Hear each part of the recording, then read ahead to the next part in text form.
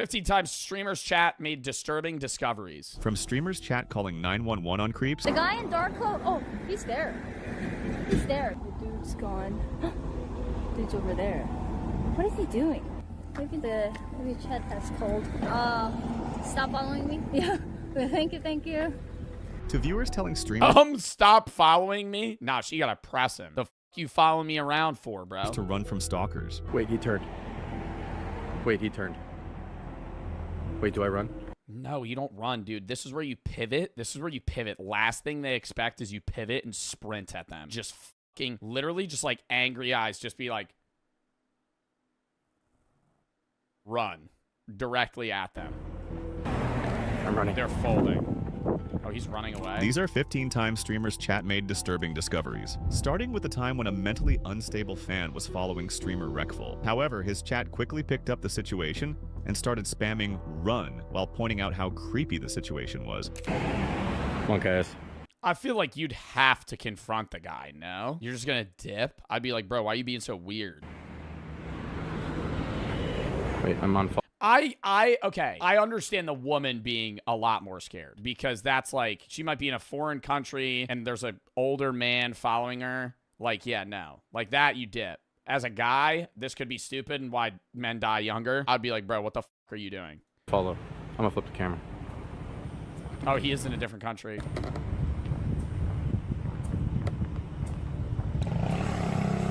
I mean, why not just stop in the middle of like why not walk into I would probably, you know what I would actually probably do? I would walk into a public, I don't know what time it is, but I would walk into a store that's open and just stand there. And if he walks in with me and just stands next to me, I'm gonna go, so what's he doing here? Throw the dead possum? Yeah, this is where the pocket possum comes in handy. Okay.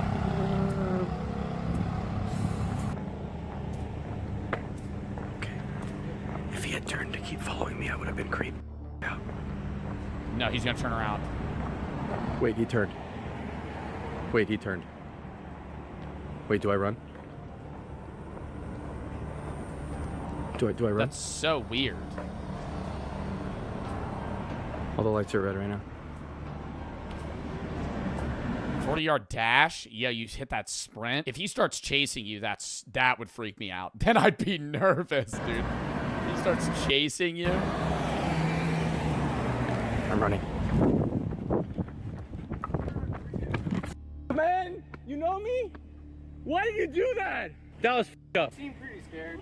Like, No, because the chat made me scared, you know? I'm not talking to him either. No, hell no. Hell no. Oh, hey, man, I know you. Go fucking fist yourself, buddy. Shove a fucking Pringles can up your dumb ass. I'm not going to talk to you. What the hell? Just walk up to him. No, You're wearing a mask and a hat, just like fucking GTA walking at him? No. He's a fan? He was following him for fucking 5 minutes. Say something. Me. yeah, that was the plan. You look really scary. Luckily, it was just some creepy fan who already knew him and thought it'd be a great idea to stalk and chase him like it was no big deal. Up next, we have the time when a streamer made a disturbing discovery while simply enjoying her night walk. Oh my god, this guy? Or no, it's not this guy. Someone was in like a bed sheet and I thought they were a body. You're not Oh my god, no. a body, are you? It's definitely a live body. Hello? It's definitely a live one. Are you sure? Yeah. Are you a body or not? Definitely a live one. Is this woman drunk? Are you a dead body or not? I'd be like, let's not point the camera at the guy. Let's not point the camera at the guy. Give it to the other dude. Fucking point at himself. And then I'd poke the dude. Be like, hello? Are you okay? Can you just like respond to me so I know you're not? Hello? Other mans. Can you help us? Can you just that's a body, dude. I swear to God, that's a body. He's breathing. This is, oh, he is breathing. No, he's not. That's a body. This is worse than the Logan Paul reaction. If this is actually a dead person, this is just worse than Logan Paul. At first, they thought it was just a drunk homeless man lying on the street, but the streamer Okay. and her friend quickly realized that they might actually be dealing with a real death. So they decided to call 911, and in that moment, she completely broke down. What are we in front of? Call 911. Okay, I'm calling 911. God damn, that's a body like a. And stream! End the stream! What? What? I understand they're drunk, bro. Oh my God. Chat, if I was IRL streaming and I pulled up on a dead body, say I accidentally flashed out, I was like, that guy's dead. I gotta go, guys. End. Right? Like, deal with that. And then fucking, that's like, your job's done for the day. When you pull up on the side of the road and there's a dead guy on the fucking street. Oh, it's not okay. I can't handle this. I can't handle this. No, I'm done. I'm just drunk. There's a guy on the ground. And as police arrived, she tried to give authorities as much information as possible about the case, while also identifying herself. Found him like on the side of the street. He knows. You have an address or you're homeless right now? I'm homeless right now. Okay. But we're staying together at a hotel. Do you know your ID number? No, not on top of my head. I'm not from California. Oh, you're not? I'm the one that found him. Oh, is this in the U.S.? Oh my God!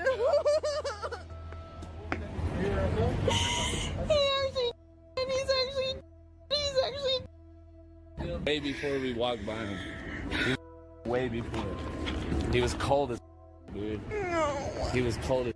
Up next, streamers Chris Travels and Captain G visited. Why was she streaming that whole thing? Like, I understand that's a traumatic. I'm not gonna like judge the trauma that you get from just like seeing a dead body on the side of the road, but like, I don't know, man. I like at that point, that's just like a don't broadcast that. Columbia and It's not that bad. I don't decided to know. take some girls with them up to their place, which has been proven to be nothing but a bad idea. Ooh, woo, woo. Captain is, oh my God, pre-robbed.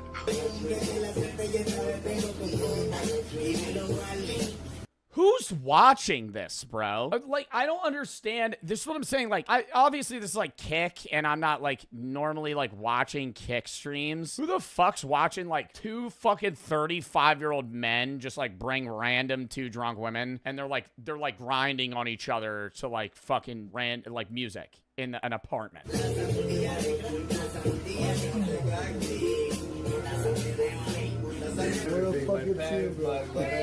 Are they gonna rob these guys? Your mom is my mom, but my mom is your mom.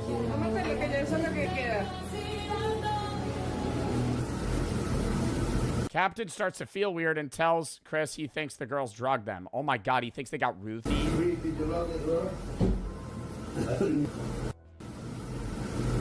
What? I think they drugged you. Well, this is mad stupid if they did this because they're just like live and there's a chat watching this.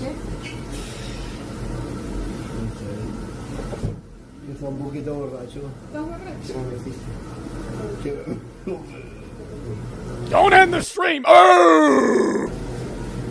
And once their And she just starts making out with them. Nah, dude, they're actually gonna steal it. They're actually gonna steal their victims shit. were weak enough and unable to defend themselves, the girls struck and executed their plan. Which was what? I'm drunk and they drunk. Agarte. Juju. They keep turning off Captain Stream. No. Hey, we got you on camera. Nah, I can't. Nah, I don't even want to crack jokes right now. Bro. Your laptop? Bro, my laptop, my iPad, and 3 phones. They're on camera though. You know what I mean? Yeah, dude. Like, this sucks, but like, they're not gonna like just get away with that. I didn't take count. They stole 3 phones. They stole 3 phones and a laptop from these guys. $4,000, $5,000. That is crazy. Yeah, $4,000, $5,000 gone, just like that. Yep. Most parts, I didn't even get to gamble yesterday. We need to go talk to one of the cops or something. We already did, yeah. And now we have the time when popular What the fuck, dude? What the hell is happening at Kick.com? streamer Arab was simply relaxing on a hill until a random high guy felt disrespected and suspicious about him. The man even went as far as asking if he was a cop and then made threats. Meanwhile, people in the chat were closely observing the situation and started predicting what might happen, spamming messages like, he's gonna try beat your ass, he's gonna jump you, and run Arab. No. If I don't gotta show my crack.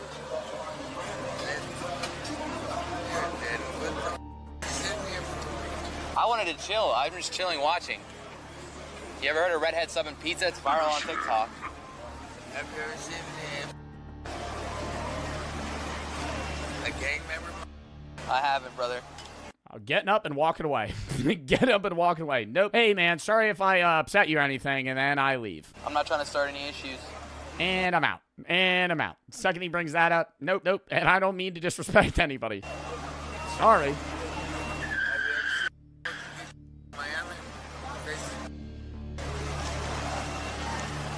And he's reaching in his bag and shit. I'm running. I'm running. Are you a pig or what, nigga? I'm not a pig, brother. Say you bust out with crack, nigga? Hey, brother. Sorry, brother. My bad, dog. Do it live. We'll do it live! That guy just whipped out a gun. Do it live! I'll write it and we'll do it live! Who's saying up, do it live? Streamer Sajidine got live on stream and held it, being ordered to lie down on Oh, we've heard that. the floor and not to Oh, move. I've seen this one. This was old though. This was like, dude, this got to be like 20, like early streaming, like 2015. She got robbed. What happened? They robbed her while she was on stream. Please, TP. Let's get boots. Come on now. Well, they're gonna steal her TV.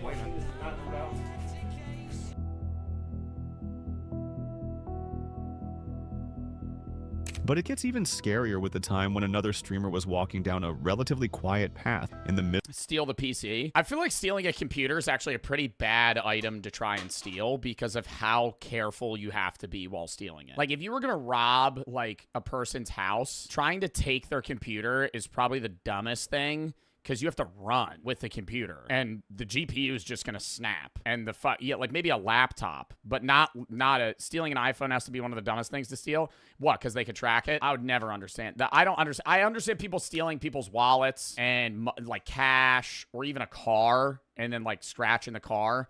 I don't understand people stealing phones or computers or even a laptop, man, because they're gonna be able to track that. Middle of the forest with nobody in sight, but suddenly he heard like screams gold. coming. Like what would it like? What does the average person steal from a home? Like TVs? What is the most common thing? Probably just TVs and jewelry. Stolen from a home. Jewelry for sure. Wallets and cash is by far outweighs the value of other stolen goods. Because there's no retail. Like, you just steal the money. Like, you just have the money. Then you don't have to fucking resell it. Because if you steal a TV, now you have to sell the TV. And who the fuck are you going to sell the TV to? Are you going to sell it on eBay? That, and then maybe, dude, maybe like prescription drugs. As crazy as that sounds, like old people, you know what I mean? Like old people have like prescription opioids and like Xanax and shit. Like Adderall, like stuff like that. I would understand people selling more. It'd be easier to sell. The middle of the forest with the time when another streamer was walking down a relatively quiet path in the middle of the forest with nobody in sight. But suddenly he heard screams coming from somewhere nearby, and his chat started helping him by saying, "Run faster, bro." The chat started helping. All right, let's. The chat started helping by saying, "Run faster, bro." Yeah, that was really help in that scenario. You should move quicker. What is that noise?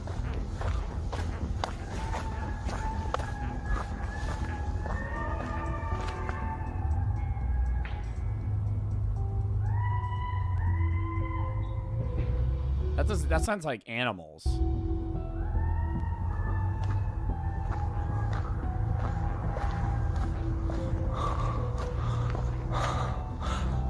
Coyotes? You think?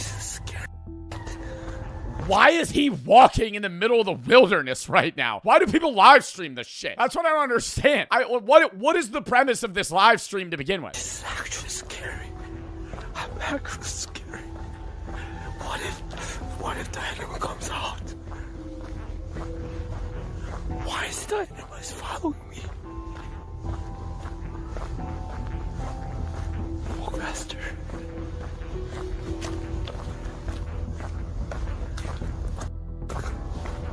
And now we have the time when streamer Ginny TTY's chat This one's creepy. helped her overcome a creepy stalker in full black clothing, who followed her for multiple hours. Hours? The guy in dark coat. Oh, he's there. He's there. Do you see him? And what was this guy's fucking plan? Yeah, I cannot see his face at all. He's like ninja. There's the hood guy. Hood guy is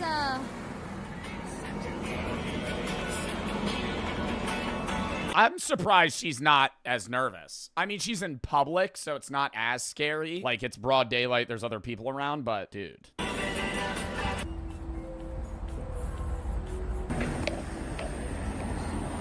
What the fuck is this? Is she actively, like, walking to different fast food places and doing a tier list?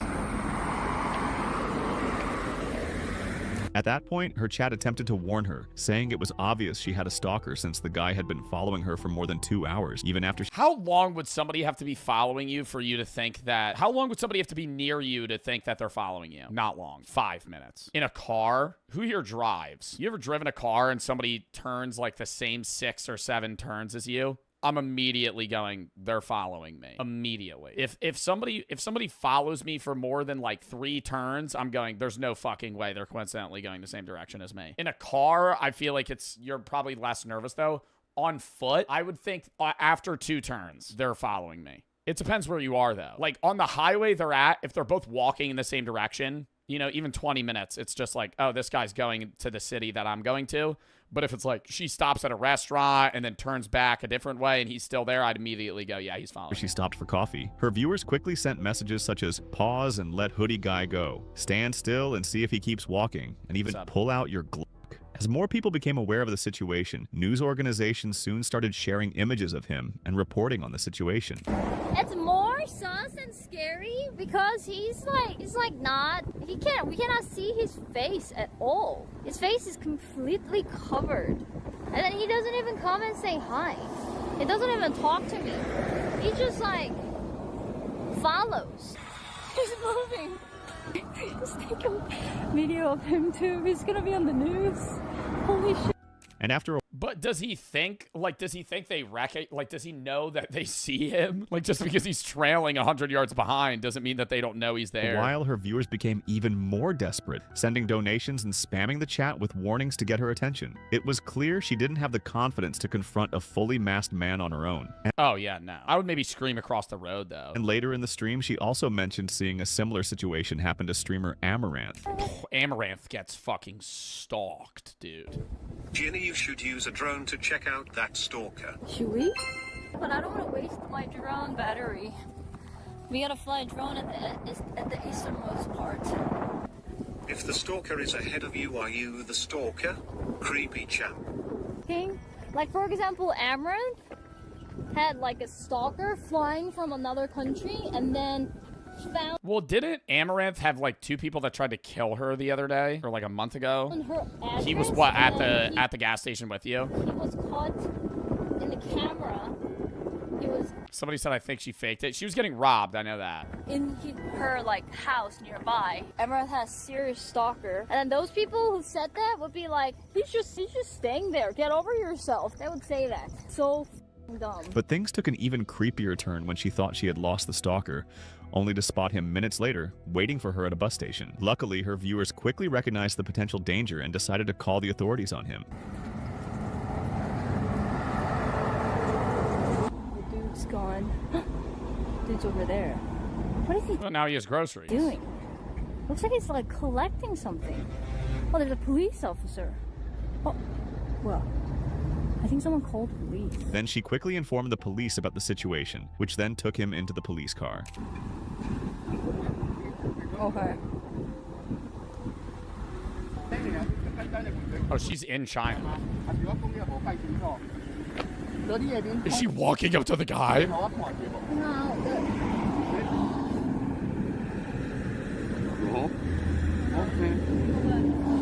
Thank you. There. But yeah. But he stop following. Can you tell him stop following me? Yeah. Thank you. So I asked police officer to tell him to stop following me. Police asking him to show his face. Police officer is asking him to show his face. Stalker was so scary. Oh no. We have a picture of the stalker news. Oh my god, I thought he was just wearing a hoodie. He had a whole, like, veil over his face.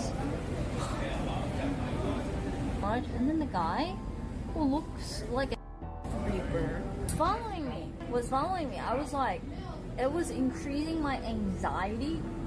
Like, And shortly after the stream, she revealed that news broke out about the man getting into a confrontation with police and that he also had mental health issues. any updates on the stalker? Oh, yes.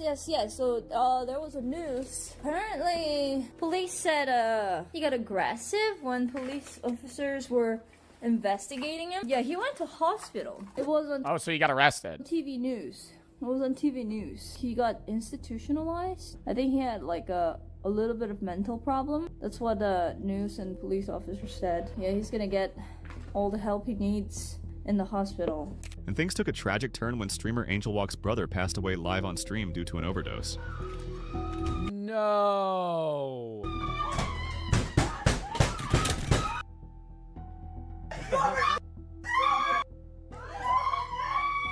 Who's that? Yo, what? Angel, you okay? Yo, Angel.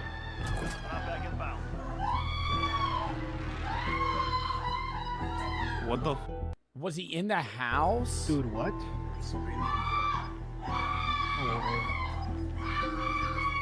No. Hey guys, I'm sorry. My brother just died. I have to go. No. My What? bro- Oh my god.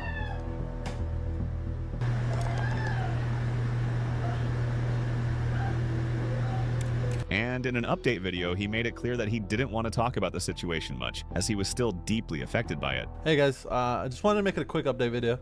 I haven't made one of these in a really long time. Yeah, my brother passed away in 2020 while I was live. He did not get, I don't know why, I always see comments of people say like, Sean, and be like, what? There was no that was knocking on, my mom was knocking on the door. That's all that. So if anyone that's like looking for my stream, if you guys find my stream, don't come in like, oh, I'm sorry for your loss. I get it, I understand it, but sometimes it's just not like, I don't want to hear about it. However, when Ginny TT Well, it becomes like monotonous for people to hear the "I'm sorry for your loss," blah blah blah, same thing over and over again. Like at funerals or just in general, like people repeatedly getting told the same thing is just terrible. But it's hard because it's just like from that person's perspective, you have no idea what to say. But definitely from his point of view, his stream chat just every day, probably for like months, just going, "I'm sorry for your loss." It's like he's not able to move on if they constantly keep bringing it up. That's fucking terrible. Though, dude. Y encountered a potential abductor who wanted her to follow him into his car to bring her home, her chat went absolutely wild, spamming run and watch out, but also show his face. 3 minutes. Really? Is this the same streamer? Yeah, I was about to go to New York. Do you want to ride? It's okay. It's okay. It's Don't take the Uber. They like crazy, you know? They like talk to you. Like you want like a normal person. Did he just call her bae? Just some random fucking guy? Don't take the Uber, bae. They be taxing and shit and asking you about the weather and shit. You're fine shite. Get in Uber. Wait, no, don't get in Uber. Yeah, it's okay. The Uber comes in 3 minutes. Thanks for the offer, though. You sure? Yeah, I'm fine. Yo, Brooke would be so much meaner. I've been out with Brooke and a guy will like walk up and she'll overtly, like, I don't even have to say anything. I'm obviously there for Brooke if she ever needs me, but she's like a very independent person. I've seen guys come up to Brooke and be like, like that. And she'll be like, ew. She'll go, get the fuck away from me. And then just walk back to me. And I'm like, are you okay? She's like, yeah, he's not going to bother me. New York is like 5 minutes. I can just drive. I think there's got to be it's got to be a precedent that it's like, I think it already is known that like women can do that, but it's like, you know, dude, if a guy's bothering you in public, just tell him to go fuck off.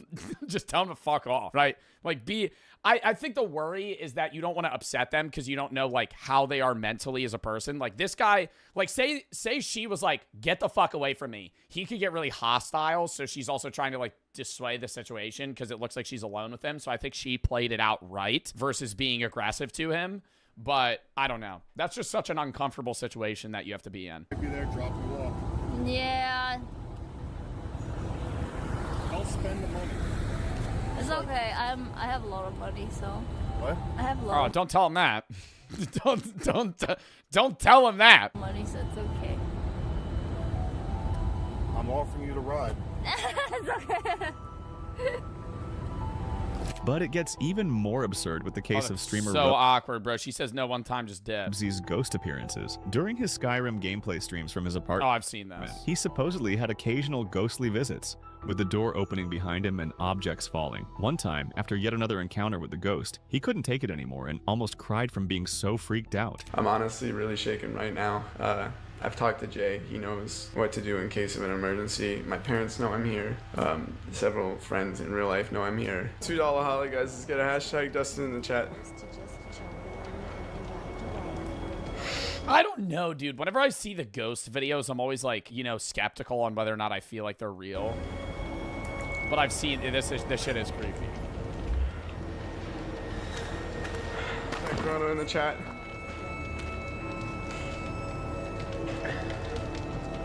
Door. I'm pretty sure it just slams shut.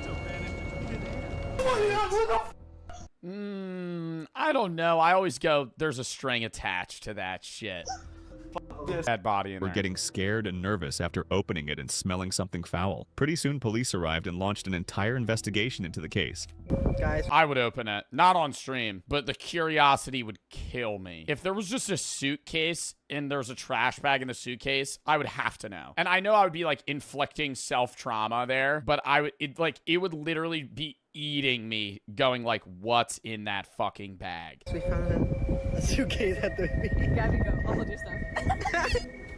Especially if there was a foul smell coming from it. I would be less like freaked out though if I opened it up and it was just like a dead animal. That would freak me out less. I mean, it'd still be weird, but it would freak me out less than if it was like a fucking severed human leg. Oh, wait, open it.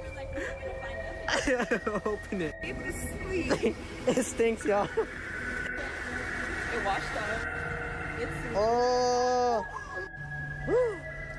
Oh. Okay, so she's calling the police so we can see if it's actually a body or it's just food. Smart though. Hey, my dumbass probably would have opened it, but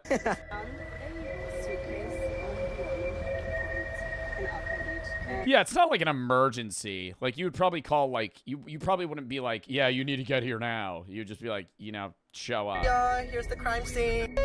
Police are investigating after several bags filled with found near it was a dead body near the water on Alki Avenue this afternoon. Want to show you a look here at what's happening there. Police say they had received a call about a suspicious bag. They found more once arriving on the scene. Yeah, he probably didn't throw it there. That shit was probably in the ocean and then like high tide washed up. You can see police out there right now. Harbor Patrol also helping out, and the King County Medical Examiner's Office has been called in. And now we have the time when South African streamer Miss It was held at live on stream while playing Call of Duty Warzone. I don't think I could show this. I definitely can't show that. I know. And when a Kentucky couple started helping the police simply by following their nose, they made a terrifying discovery. They had been searching for the suspect in a crime case, Joseph Couch, when they noticed vultures circling and a strong foul smell. But what's even crazier is that they live-streamed their entire discovery. Guys, it may be nothing more than an animal. You got anybody on there yet? I don't know. Welcome to the chat, it says. That shit's on Facebook Live. Oh my God. Maybe we should go back there where we smelt that and go up that way. I'm working that area. Maybe the smell was coming down the holler. Yeah. See that holler there, guys? So, Hang on a minute.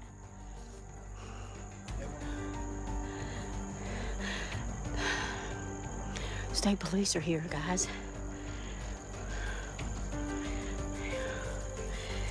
They're smelling the same thing we are, they told Fred. They're smelling the same thing we did. Oh, Meemaw's in the chat. Hi, Meemaw. We're trying to find a dead body right now. And they said for us to hang on. So we're gonna stand. Oh. Oh, she's hitting an emote.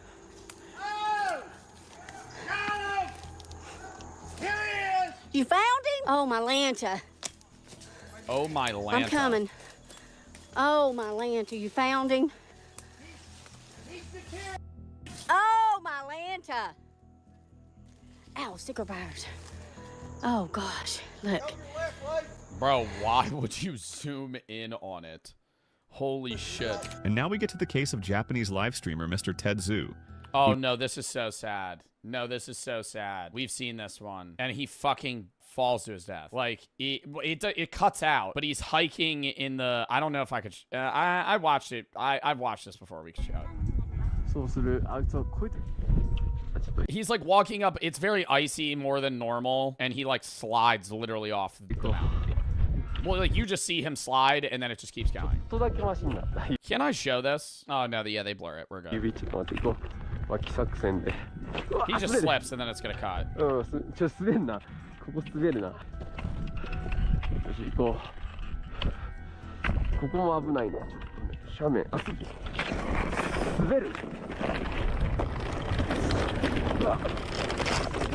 Dude, he's like over the clouds. The video just cuts because he drops his camera. And just before the fall, he responded to a question about loneliness on the mountain, saying, "For me, it's more lonely in Tokyo," since he saw his viewers as his friends. What makes it even more tragic is that just moments later, a comment appeared in the chat saying he was a good man. But it gets even scarier when these two Croatian guys encounter a completely dark, masked man at night, acting strangely and walking in a bizarre way. At first, they thought he was drunk and joked around with him, but soon realized that things might be far creepier and more serious than they had imagined. If a dude in the middle of the... Dude, that guy's just following you and they're fucking with him. Nel pišu, kaj radi? Sam stoji. Znamo dalje mi. Kaj radi samo? Nemam pojma. Da, ne vezi. Aj, And walking like that? What are you gonna go poke him? I go shooting and okay, mislim da idemo. A on mi odavde. Snimaj ga, sad ga snimaj, sad ne... That seems fake. She didn't have the confidence to confront a fully masked man on her own. What? Confronting him on her own is the very last thing she should have done. Yeah, that's true. Cover the streamer's mom screaming in agony. His brother was dead. By far the hardest clip to watch in this compilation. Oh, so sad, dude. I mean, they're all disturbing, but that one was just fucking so sad. Next video.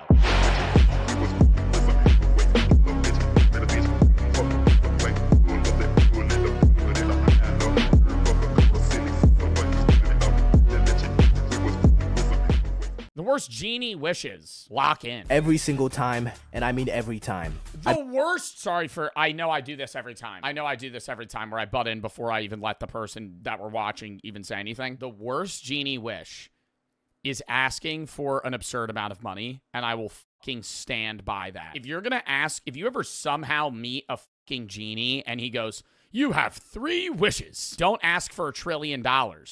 Ask for like $1 billion or less. Don't ask for unlimited money because then you're devaluing the entire market of the global economy. If you're going to go, "I want $1 trillion," and you're going to be the richest person in the world, now you have the purchasing power of much less because you've just flooded the market with the potentiality of, I don't know, the cumulative net worths of the 10 most richest people in the world. And now you just exist and that money just spawned in. You've just fucked like the average person. That's the point. I want to disrupt the world's economy. You want to make everybody more poor than they already are. I'd be getting annoyed just by asking someone, if you had 3 wishes, what would you wish for? It's a simple question, really, you know, not very complicated. But the answer always finds a way to somehow either be stupid, I wish to blow up. I mean, like, get big. have some unforeseen drawbacks, or be some like power that has no practical use. Now I'm gonna go through some of the common wishes that I be hearing from people. You know, what's the most common thing? 3 more wishes, money, immortality, and I feel like that's it. Those are the 3 that people always ask for. Yeah, some sort of superpower. Immortality's a bad wish. Immortality's definitely a rough wish. I would say to a genie, make it so I won't die for 1,000 years unless I want to. That would be a fucking sick wish. That'd be like, now I have a definitive endpoint, but like I have the choice of not, you know, living forever. I don't know what else is just a bad wish, though. A couple of them are pretty stupid, but most of them just aren't thought out very well. And for the wishes, I'm gonna go by genie rules just to weed out a couple answers, so let's look at those. Alright, rule number 1, genies can't grant wishes for more wishes. No matter what, there's no loopholes, they just can't give you more wishes. So we don't have the capacity. Now this one you can't complain about, alright? You already have 3 wishes, you don't need more, you fucking putter greed. Yeah, you can't ask for another genie. And I know there's gonna be that one guy that thinks he rivals the mind of Einstein. And he's gonna start talking about I'll just wish for more genies. Shut up. Yo, literally. Nigga, we're not doing that. That's the same thing as asking for 3 more wishes, is asking for another genie. Because now you're just dealing with another dude. Right. Come on now, do better. Rule 2, you can't kill. So you can't wish for a genie to kill another person. But why is that a wish? Wait, why is that? Why are you not allowed to ask that? I think that's a fair wish. I think the only wish you can't ask to a genie is for more wishes. You can't do anything that grants you more than 3 wishes ever. I think you could be like, kill this person. I think that's a fair wish. Like, it's murder, but like, you could do it. There's an exception that says you can mortally wound them. Okay. You could mortally wound them. I want you to make this person so injured that they can't move forever. Okay, first thing is, if this rule is directly affecting you, go seek some help. You are not old there in the head, okay? You're showing early signs of a deranged nigga. Yeah, no, you shouldn't want to kill. That's not a part of my wishes. But I don't see why you shouldn't be able to ask for that, because it still pans into the hypothetical. Because who do you want dead so bad that you need to activate the fucking Reaper death seal on a civilian? This has to be one dangerous ass nigga. Like Kim Jong-un comes to mind. It's like one of the people that I'm thinking of. I don't know. Like, I wouldn't wish for that, but I'm just like, you know, that's like one of them. To use a whole wish on them. But I heard they had to use the Dragon Balls to kill King Von, so I couldn't tell you. But still, killing them, it's not that serious, bro. But if you really want to punish him, just like wish to be the best fighter, go rough him up a little bit, and then use your particular set of skills, like to go to the UFC or something. I don't know, figure it out. Yo, I would want like, I'd ask for like aura. Yo, I'd ask for like aura. Like I would, this would be the most convoluted explanation to the genie. I'd be like, genie, I want you to like, you know when you're watching like an aura edit and you're like, damn, that's badass. I want like that to be like me at all times. Like, I want to be, like, you know, like Aaron Yeager, when there's, like, a crazy Aaron Yeager edit on TikTok? I'm like, I don't want to be Aaron Yeager, but, like, make everybody be like, damn, dude, that's, like, a badass. Grown man, by the way, that's sick, though. Yeah, I want the aura LeBron James has. The aura LeBron James has. But you just never need to kill a nigga in cold blood. I'll tell you that. Okay, I'm going to just do one more rule because I'm not trying to drag it. But the last rule is that genies can't make other people fall in love with other people. Now, this one is pretty regular schmegular, but I gotta tell you, your game is... I would say you could wish for that, but that's a weird wish. I would say that's a weirder wish than wishing somebody was dead. Because if you wish for somebody to fall in love with you, they don't actually love you. You know what I mean? Like, that's, like, yeah, obviously, it's, like, consensual because now they do love you, but you basically, like, forcibly made them fall. Why?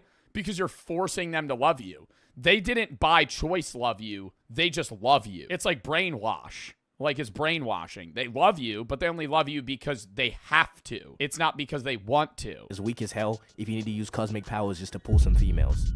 If this is something you're about to wish for, yeah, gang, you just go work on yourself.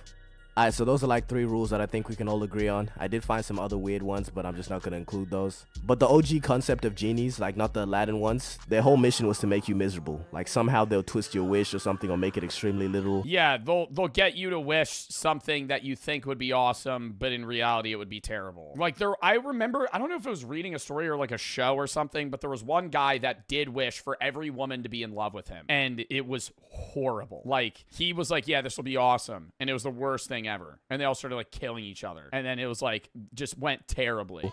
Out of pure hatred or something, I couldn't tell you why. Like, for example, if you ask this kind of genie for $1 billion, they're gonna give you that shit in Vietnamese dong, my nigga. Which, I mean, that's still like half a Hellcat, so at least you have that. But you get what I mean. For the sake of the video, every genie is fucking Will Smith. Now, some absolute butt wishes that just stink. And I'll start with the most obvious answer, which is just wishing for money. Now, the idea and the premise of this is not that bad, but you really got to think about it. So if you wish for $1 billion right now, you know, obviously not an Iranian rial. I think wishing for money in general is worse than wishing for a means to enable you to get money. I don't want to say like wish that you could like predict the future, because that's also just kind of, I don't want to say that's like a curse, but that's also bad, because then you're going to have like anxiety about everything, and you're never going to want to do anything that's like potentially negative. But you should wish for like, I wish that I never lose a bet in my life. Like that'd be a good one. Like be like, I want to be lucky. How is receiving that money going to work for you? Is it going to be in cash? Like, is it just going to spawn in? And if so, do you know how much $1 billion in cash is, my nigga? That's just not gonna work out for you, gangy. Or you just gonna get a random ass wire transfer to your account. Fam. Yeah, and then the IRS is gonna be like, They would think it's a glitch. If you just somehow wire transferred $1 billion into your account, dude, it would be like the CIA immediately is like, where did this come from? You know damn well that shit just had $3.50. That would be a big ass thing. If I was any sort of bank, I'll get straight to asking questions. No money's leaving that account till I have answers, and I promise you, a nigga telling me he got it from a genie is not gonna cut it. If you don't get into the damn specifics, your genie has to be working hella hard to figure out the logistics of this whole situation, alright? Otherwise, this shit is not gonna work out in any way, shape, or form. And with all this money, you're just gonna be out here stressed out trying to I'm showing Dave Blunt's, bro. figure out what to do with it, and you're probably gonna end up using your second wish to try and figure that out. Again, it's not a bad wish, it just has way too many kinks, no diddy. But if you can figure everything out, you know, still not a bad wish, especially compared to some of these other ones. Okay, now we're entering stupidity waters, because this is a serious response that I've heard from people. And it's this dumbass wish, the wish for infinite knowledge. Alright, you nosy ass nigga, you pretty much just wish to never mind your business. Alright, before we go asking for some dumbass shit. Infinite knowledge would be a curse, because you would have no motivation or capacity to want to do anything. If you just instantly gained the knowledge of everything and anything, you would, yeah, kind of like ascend to like a god level not like Rick Sanchez. Nah, Rick Sanchez doesn't know everything though. Like Rick from Rick and Morty is a super genius on the brink of it being, you know, like universal intelligence. Like he just knows everything, but even that's bad. Now imagine like having the knowledge of every single thing ever that has ever existed and will exist. You would be God, but it would be horrible. Like this, let's analyze why it's a bad wish. Because afterwards, what the fuck do you do, bro? You know anything and everything. What are you gonna do after that? You just got a big ass head. Angstrom Levy looking ass nigga. KSI no bandana looking ass nigga. Okay, and let's really deep it. Because how is one human supposed to handle all that information? You pretty much just wish to be... I would want to speak every language. That's a fire wish. I wish I could communicate with every living thing easily, like, and then you would be able to talk to trees, animals, you know, fucking any person. That'd be awesome. Just like the level of communicative abilities. That would also make you smarter. With the domain expansion, unlimited void. Please be serious. Okay, to even make this power make sense, let's just say you can selectively choose what you want to know. Even with this, you're probably going to end up knowing things that you wouldn't want to know, but you only know that you didn't want to know these things after you know them. And you're probably going to end up losing faith in humanity, and you're going to use that. But you could fucking say that about anything, though. I think a better wish would be, I wish I could learn anything I want to learn absurdly easily. So you still have that level of ignorance on things that you don't want to know about, but whenever you're curious about something, you're able to go, hey, I want to know this. And then almost instantly, you're like, yeah, I pick it up. Like, I want to know how to play the guitar. And in one day, you play it like fucking, you're a part of Leonard Skinner. That big ass head to destroy us all. Bruh. Okay, next. First I go whip out the bow. Our next wish is... superpowers? Immortality. Hey, that's a bad wish. That's what I said at the beginning. Immortality is a tough-ass wish. Do I even need to explain this one? There's nothing good about living forever. And people around you, they're gonna notice that your ass is not aging or something, bro. And oh, the government would kidnap the fuck out of you. Aiden was editing one of my videos the other day about immortality, and he was like, do you think the government would intervene? Oh, for sure. The second the U.S. government found that you were immortal and could not die, like there was a case of you getting hit by a car and living, every religion, every government, every single thing is trying to claim your ass immediately. They're going to say that you were graced by God. They're going to say that you're a feat of, you know, mankind. They're going to start testing on you. Oh my God. You're now no longer a free person. They're going to say you're a witch and lock you up in an iron coffin. Then you're just going to be here like this forever. think they would lock you up in an iron coffin. I think they would try and test on you to transfer that. If you're going to wish for immortality, you would need to have a cop-out that you could die if you wanted to, and that you would have the powers to suppress anybody that tried to hurt you. Because you're going to have people that come after you. Alright, so for these next ones, I'll just group it up as superpowers in general, because superpowers in real life just won't be as cool as you think. Okay, first superpower is invisibility. That's just such a shit power. If y'all could have one power, what would it be? If you have 3 genie wishes and one of the things you fucking wish for is invisibility, I'm immediately thinking you're a gooner. Like, why do you want to be invisible for what? There's so, like, teleportation. Pick that. Time manipulation, right? Like other shit that's like useful. Not what invisibility. What the fuck are you using that for? They're still gonna see you on fucking infrared. Just stay away from anybody whose response is this. I know what kind of man you are. There is not a single good deed that this power could be used for. Anybody that wants this power, you are not a good person, okay? Stay away from them. Next is super speed. This power sucks. Forget everything you think about it. Yeah, you can use it to run places really fast. You won't have to pay for gas. You won't ever be late again, but you probably will because you're black. And you can get tasks done super fast without ever having to worry about time. But bro, you still have to run everywhere. And you still have to do every task. Like, think of the Flash reading a book super fast. He still had to read every word of that book. Just like a normal nigga. Just everybody else is. Yeah, and it felt like that for him. Because if the Flash reads a book really quickly, in the outsider's perspective, he read it like that. But for him, he's just moving so quickly that his time is slower than yours. So he's just still sitting there in his mind for what? 10 hours. Just fucking... Oh, what did that say? And having to go back. That would suck. Is it all? He read that book super fast. This nigga cool as hell, bro. But no. His ass still read that book. And think about it. Even if you're running somewhere super fast, you still have to comprehend where you're going. Like, think of your own perspective. Like, you have to be running slow enough to understand where you're going. And at that point, is it even worth it anymore? Because if you're running 500 miles per hour, I know you don't know where you're going, okay? You're killing a couple civilians on that run. The only thing I can think of, you can become like the fastest runner, but you're gonna have to hold back crazy, alright? Alright, next superpower is flight. Cool power, until you get shot down by an AIM-7 Sparrow, medium-range homing missile by your local military because you're scaring the civilians. You can't just be out here demonstrating supernatural abilities here and there, okay? Pick another superpower, nigga. Alright, next, we have super strength. Now this power is pretty tough, I can't lie.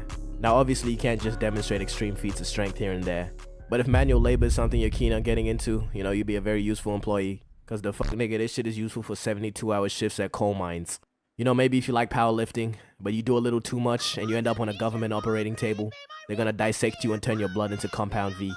Then they'll turn you into a super... I think super strength is a genuinely mid power, but it's useful. You would be able to get a good job. You'd make a lot of money. You could win powerlifting competitions. You could be a pro athlete. You could be in the NFL. Actually, you could just be in the NFL. Like, if you have super strength, you're just a linebacker now. You're going to be an O lineman. You're going to be a D lineman. You're just fucking, or not even. You have super strength. Be a running back. You could be as slow as fucking possible. Give you the ball and just run. And if nobody's knocking you over. A soldier, and soon after that, you'd be deployed for warfare. They would probably kick you out. If there was that, do you think there would be a realistic diff of human capability where they would kick you from the league? How good at a sport would you have to be for them to go, you can't play? You would have to be like 100-0ing every... Yes. If there was a player... This is never realistically going to happen just because of human biology. But if, say you didn't even have super strength, but you were like 5 times as good as the best quarterback, the next best quarterback in the NFL. Like, you're the best quarterback by 100 miles. It's not even close. Every game, you are literally commanding the team. Like Tom Brady, no. Tom Brady was good. Tom Brady had people that could compete with him, right? He would beat them, but he wasn't 10 times better than them. I'm saying if you're like that, where you're just 100-0, 100-0, 100-0, 100-0, 100-0, they never get any fucking points on. Maybe they get points on you on defense, but like you're just literally just running their team down. They'd probably go, you can't play. Okay, now there's one superpower that I just think is too OP. I've heard it like once or twice, but still, you know what Insane I mean luck. when I tell you. And it's the power to change probability. And pretty much how this power works is you just say something and it changes the likelihood of it happening. So you could say something like, my hairline has a 100% chance of being straight. And boom, your shit is not receding. Or you could say there's a 100% chance that my Jordans are real. And boom, you're wearing some real Jordans. You can even be smart. You can be like, there's a 100% chance that Bill Gates will make me the sole inheritor of Microsoft. And then die in his sleep the next day. And I don't like this wish because it's too OP. And also I didn't think of it. Okay, but yeah, that's like I don't want to say that should be a banned wish, but that's a loop. That's a similar loophole. Because with that 100% probability, you could go, there's a 100% probability I'm going to meet another genie. still the wish I came up with is still tough. You ready to hear it? And my wish is... I wish I knew how to use my next 2 wishes in a way that would give me the most satisfaction and happiness. Damn!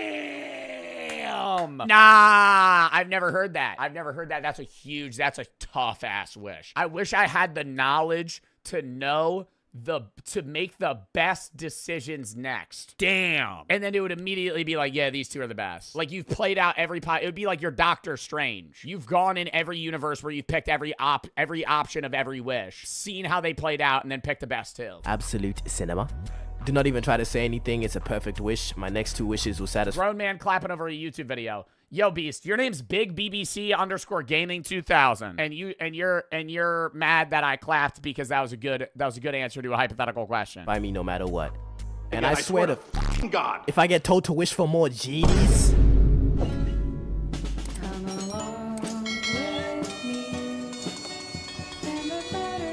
Fire outro. Dude, I love this YouTuber, man. Underrated. St. Don.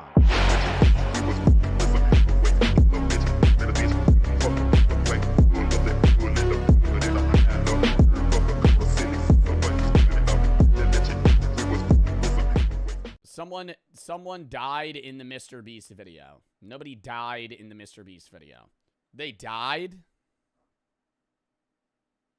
Now we gotta watch it. Now we gotta watch it. Don't tell me. Don't tell me. Don't tell me. Don't tell me. Somebody died in the Mr. Beast video. You're clickbaiting me. Read the bio of the video. One of the coaches in the video died? No, they're not lying. It is with profound sadness that we share the unexpected passing of Coach Tyler Wall. I'm assuming he was somebody that was, like, training one of the people in the video. All right, we'll watch it. We'll watch it, and I won't yap I won't yap a lot. That's a lie. I'm going to yap a lot. This is my friend Madge, and if he loses 100 pounds in the next year, I will give him $250,000. 100 pounds in a year? What is that, like 8 pounds a month? Well, 8.5. Is that 8.5?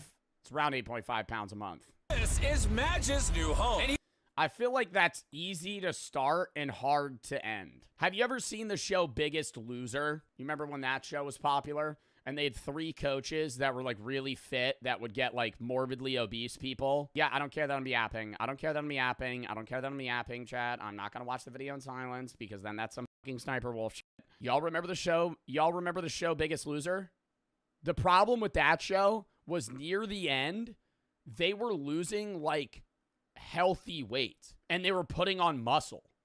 Like, I remember in the first, like, 2-3 months of the show, or however long that fucking span was, yeah, they'd be dropping 20, 30 pounds. And then now they're like 400 to like 185, and they're like jacked, and they're like in shape, and they're still trying to lose weight. It was just such a weird premise for a show, because it was like, then you're putting on muscle, like you're still more in shape than the other guy, but the other guy's just cutting weight, so you're doing better. own personal gym, unlimited healthy food, and everything else he needs to lose 100. Oh my God, you're just giving this guy a fucking bunch of tomatoes? Ugh. Unlimited healthy food? Oh my God, look how much Lunchly. Oh my God, I just could survive off Lunchly and Prime. Food and everything else he needs to lose 100 pounds. Bro, this is actually crazy. But Madge, there is a... Not dissing Lunchly specifically, I don't think Lunchly is a good diet to lose weight. Even if it is healthier than Lunchables, it's not... Like, if you're on a diet, you shouldn't be eating Lunchly. Like, you should... Because they have like fucking chocolate and candy and shit. Give him a friend for basketball at least. Well, it's supposed to be like a mental challenge. Do you think like 3 days in, he's gonna go, I miss my wife. I just had a newborn kid. It's their first birthday. If he actually loses 100 pounds, this will be the craziest transformation ever. This is my home for the next year. This is actually insane. For the next year? Does he get paid? He has to have some sort of monthly pay, right? This was a year-long video. This is just now clicking in my mind. Was he alone for 365 days? I honestly feel like this is not that hard of a challenge. I mean, this is coming from somebody that hasn't had to lose 100 pounds, but you're just you live in a gym. You live in a gym. For you? Well, I'm just saying you live in a gym. For a year? That's the goal. Anything you need, I feel like 6 months. To lose 100 pounds, you literally have it here. This is the longest challenge we've done. This might be one of the longest challenges ever done. And I didn't know it yet, but the journey Madge would experience in this video was unlike anything. Oh my God, he looks so much better near the end. We've ever captured. It will go down as one of the most powerful stories we have ever shared on this channel. Honestly, I'm super excited. 364 more days. I'll see you guys tomorrow. Good morning. It's day 2. What do I want for breakfast? Okay, genuine question. I'm not making fun of him. Why does he not shave the back part? I don't understand, like, the Psychowitz haircut that a lot of bald men rock. He has a lovely beard. Why doesn't he just rock the bald cut? Why is there party in the back? I don't understand. What is the look that people are trying to obtain when they do that? It's a fashion statement, but why? Ooh, you know what? Could make an omelet. Going from PB&J's, energy drinks, to this. First breakfast of many. I don't know. I can't tell if I would like it more if he was just bald. All right, I guess it's time to start working out. Yeah, he didn't eat the tomato. He didn't eat the tomato like an apple. He just started working out and I think he's already going to bed. I think it's hitting him just how hard this is gonna be, which is why we got him a trainer. I'm gonna go introduce him. This is your oh my God, he gets a trainer too? Oh, is this the guy that passed? personal trainer, Coach Wall. You're about to get me shredded. No, this makes me sad that I know this going into this video too. Huh? Yes, sir. About to lose this belly? Yep. Can't wait to see this man skinny and jacked. Come on! One of the most exciting things about this video is right now, Madge doesn't even know how to squat. By the end of this video, he's gonna be a machine. Set your butt down towards your heels.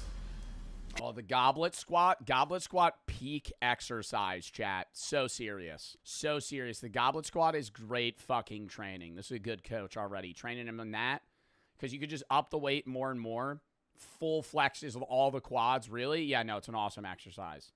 Doing like, I mean, it depends how much you could lift, but if you got a good form goblet squat, like that's an easy at-home workout too, because a lot of people that work out at home only have dumbbells, and then this is just like good for that. Drive back up. I might poop myself doing that, bro. How much do you think your life will change once you lose this 100 pounds? I'll just be happier. Longevity of life. You know, being able to be with my fam, my niece and nephew. That's really the most important, so. The beginning of Madge's fitness journey was off to an incredible start. He stayed active every single day. 5, good, come on. But since we were only weighing him once a month, he didn't even know how much progress he had made. 100 pounds is tough. I don't even know if I've lost any weight yet. Plus, for the first time in his life, he was learning how to eat healthy. Coach cooking today. He's teaching me how to grill.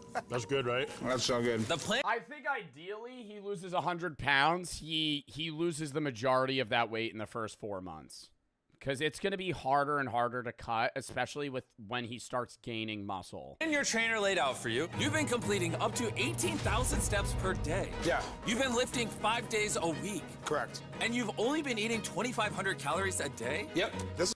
He lifts 5 days a week. What does he do the other 2 days? Like, I know he does a little bit of cardio, 18,000 steps, but you could get that done in like 2-3 hours. This is life-changing, right? I want to lose this healthily. This is what I've been eating. This is what has been. Yeah, rest day, no shit. But I'm saying he's stuck in a gym. He doesn't leave this area. So what does he do? Getting me full. This is the new and reformed Maj, not the past Maj. Every day of his first month, from the moment he woke up, Maj put everything into losing this weight. From cooking and eating healthy meals to doing every workout Coach designed for him. And honestly, it was amazing to watch. This is the face of a man who wants it. Fantastic job today. Thank you so much. Super proud of you. It has officially been 30. Bro, this is just, I know it's good for sweating, and I understand the sweatsuit, so it's a little different. I hate when I go to the gym and there's a guy in a hoodie and it's just sopping wet. Like there's this one guy at my gym that wears a cutoff hoodie and it's like gray and it's like this gray. And he'll show up to the gym and he'll start lifting, and I'm telling you, this guy does one rep and he's breaking a fucking sweat. Like heavy sweat too. And he's jacked, but he's like one of those guys that's like 350 and you could tell he just like lifts like 600 pounds. He'll fucking do like 3 sets of a workout and I'll see like the fucking the dark gray line going down his back, and he's just covered. Days since Maj began his weight loss journey, and he has no idea how much weight he has lost. Let's go find out. It's been a month. Let's go! Yeah. How you doing, man? Good. Oh my gosh, he's sweaty, which is what you want to see. Yeah! Means he's working hard. It's been a month in here. And now it's time for your first monthly weigh-in. Do you think he resells this equipment when he's done? Because if Mr. Beast built, I don't know if this is like a facility that he rented, but if they built this facility, dude, one piece of this gym equipment is like $5,000.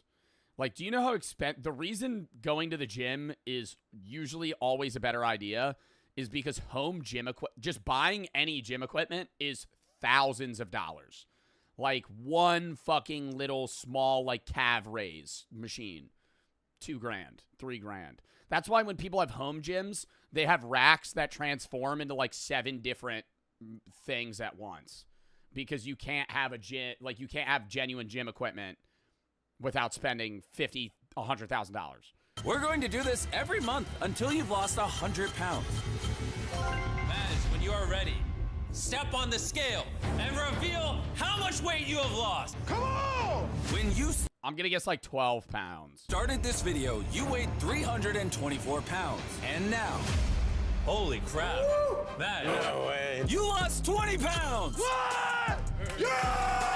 That is insane. 20 pounds! That's insane, man. Let's go, Congrats. baby. Maj, that's 20% of the total weight you need to lose in this video. The weigh-in isn't He lost 20 pounds in a month.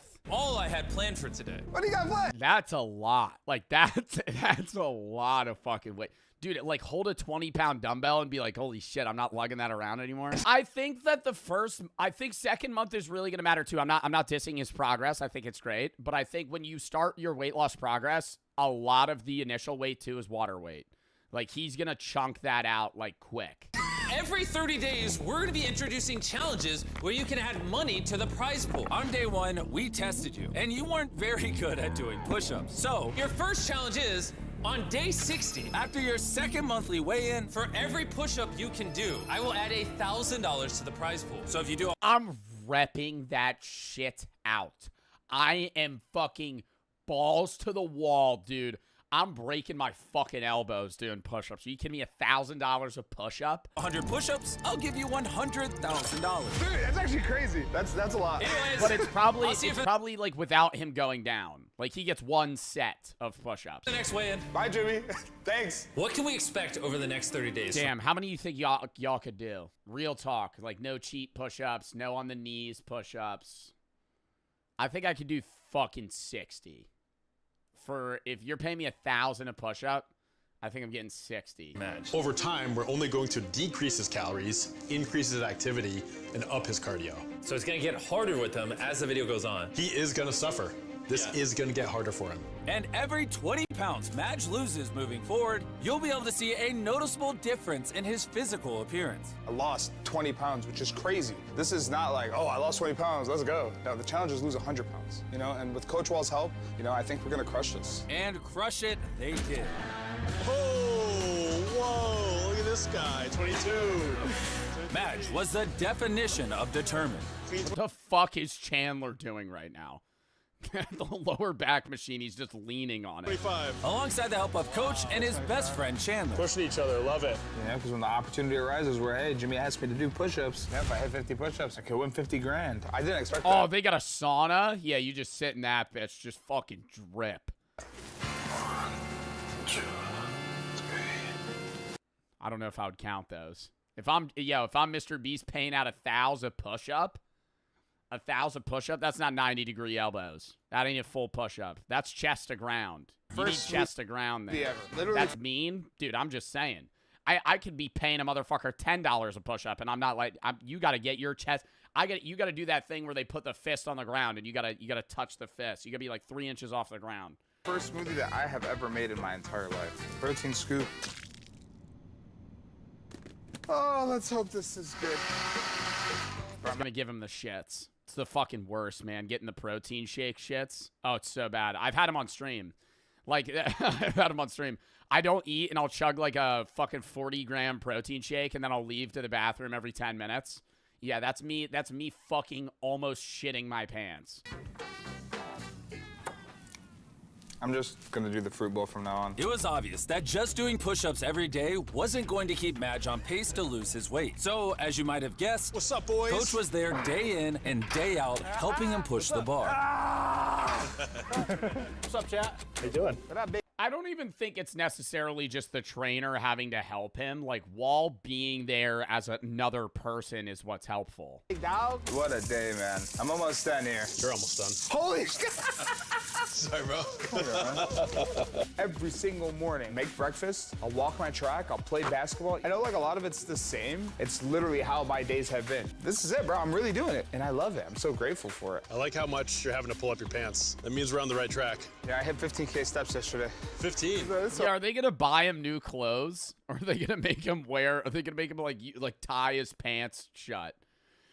Like halfway through the challenge, he weighs fucking 60 pounds less. It's like, we need to get this guy like fucking 3 sizes smaller. What do we do here? Let's go. Steak, egg, and cheese today. Just every day, it's looking better, right? Just every single day. He hasn't been eating lunchly yet. I think that's a problem. Unbelievable. Now, pushing your body to its limits every single day isn't healthy. So we made sure Madge took rest days and got weekly checkups from a doctor monitoring his progress. You're healthy, doing great. Your stamina's improved, so I think you should continue with the weight loss that you're doing. That's awesome. Thank you so much, doctor. Just gotta make my basketball shots, do 20 push-ups, and 20 minutes on elliptical. Should be a breeze.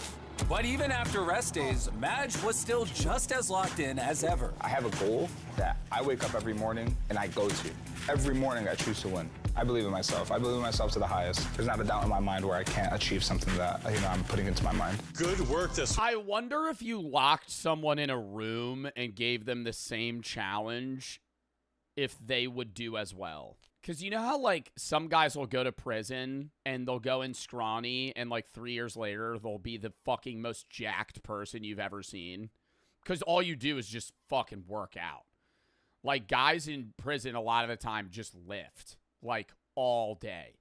Because what else are you going to do?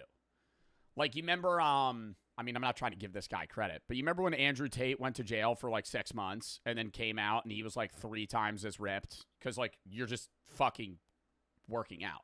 Like, what else are you going to do? This week. This might be the best week yet. Your gains, the increases and everything. Let's just say push-ups have gotten significantly easier. We're now on day 50, and I brought Madge a special present. Oh, no. He's going to, like, tempt him with, like, cake or something. Madge, what up, baby? You've been killing it in here. You've been following your diet, working out. And because of your great work, we're going to be giving you Arnavar. Here you go. We're going to be giving you Trend. It's high dosage, okay? You're going to fucking spike. You're going to spike in fitness. You're probably going to burn these pounds in 2 weeks. Consistently. And walking more than 5 miles a day. To celebrate, I brought you a gift. Get out of here. Anavar? Oh, I always say Arnavar. Anavar. It's a fucking steroid. Clothes! You have lost so much weight. We got you clothes that is 1 size smaller. 1 size smaller than this? Let's see if it fits. Oh, yeah. Oh, yeah. What do you think? Does it fit? Yeah! Okay. Next step is extra large, then large, then a medium. Wait. You're on the I don't think he would get to a medium because he's going to get jacked. Like, I don't wear mediums. And he's probably going to be trying to, he's going to be like, dude, he's going to be like 220. The challenge is going 324 to 220. He's not going to wear a fucking medium. What guy that's 220 pounds wears fucking mediums? I'd say a large, like an XL, like a baggy XL. Path, man, congrats. Let's go! Don't pick me up. Oh, God, don't pick me up. Don't pick me up. In 10 days is your next weigh-in and the push-up challenge.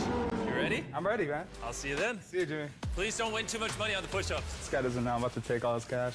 Madge was already on pace to win at least another $20,000. Good work today, man. Proud of you for that 2XL, baby. Thanks, man. Graduated. Having dropped an entire size in his clothes gave Madge a huge confidence booster. How's that 2X feeling? Good. Yeah, you look great in it, man. Thanks. Dude, I'm really proud of you. This is a big step. Although, maybe now he had too much confidence. Over the course of the next few days, Madge seemed to have lost a lot of interest in keeping up with his goals. I'm not looking forward to this right now.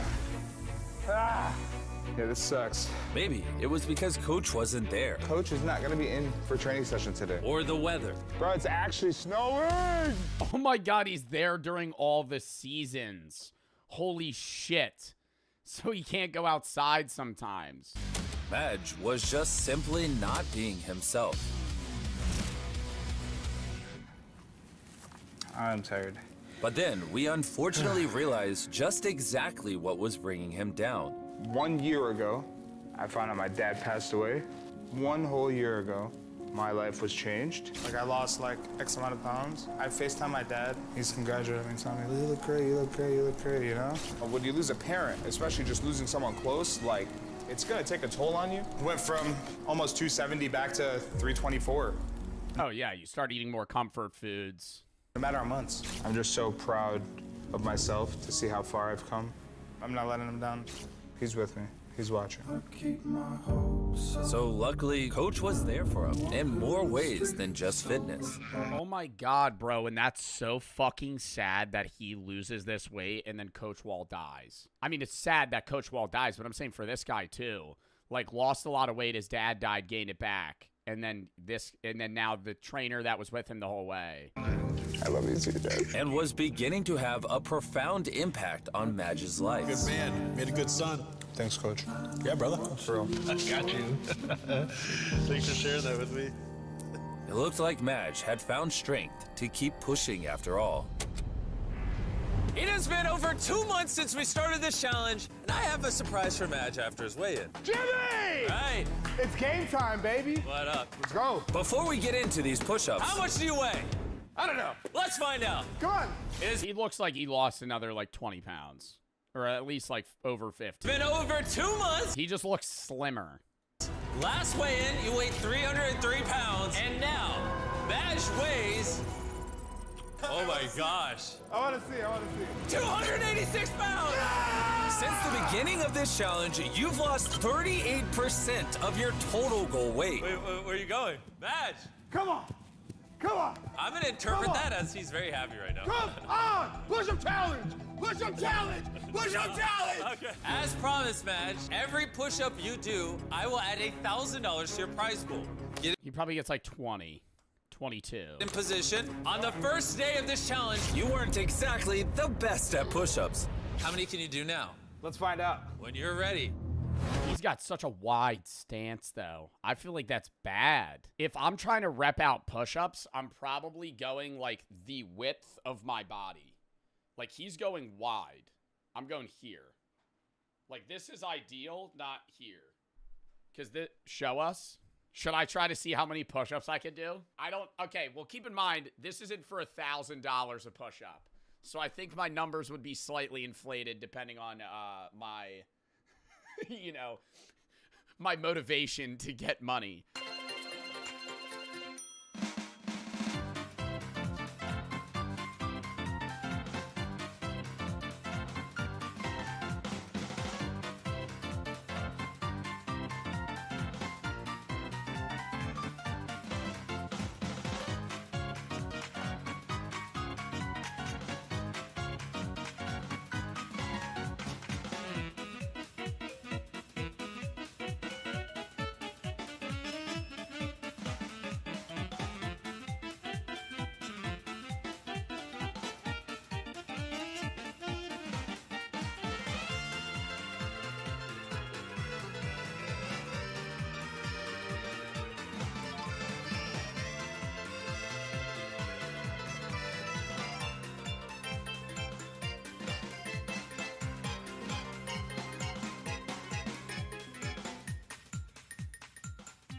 I was 50. I think I could have done like 10 more, but I'm not trying to like fucking pass out. I was 47. I counted 50. I don't know. That was solid though. All right. $1,000, $2,000, $3,000, $4,000. I'm gonna bet he gets 22. You're getting rich. $11,000, $12,000. Yo, this is crazy. $18,000. 19. $19,000. 20. All right, you're up to 20 grand. Oh yeah. I'm Okay. here. How many more do you have in you? I got some, bro. I got some. You got more in you?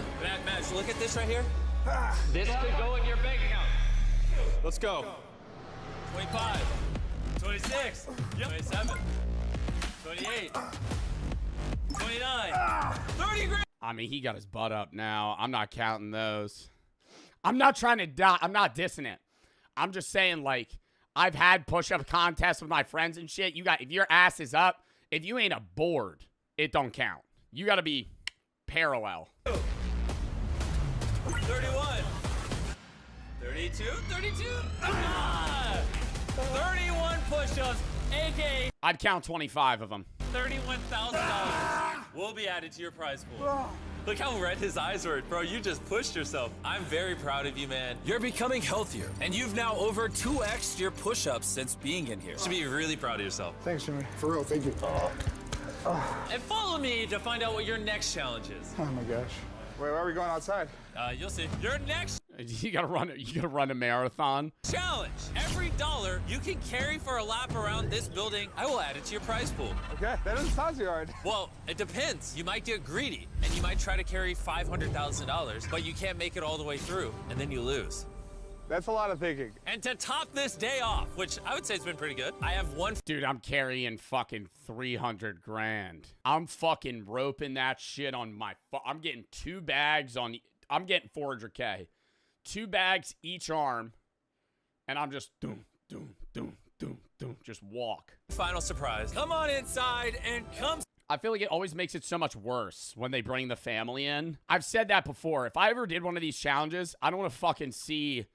I don't want to see my mom. I don't want to see my girlfriend. I wouldn't want Brooke to be there because that's gonna bring me out of it. Like I want to not exist in my own world for the period that the time.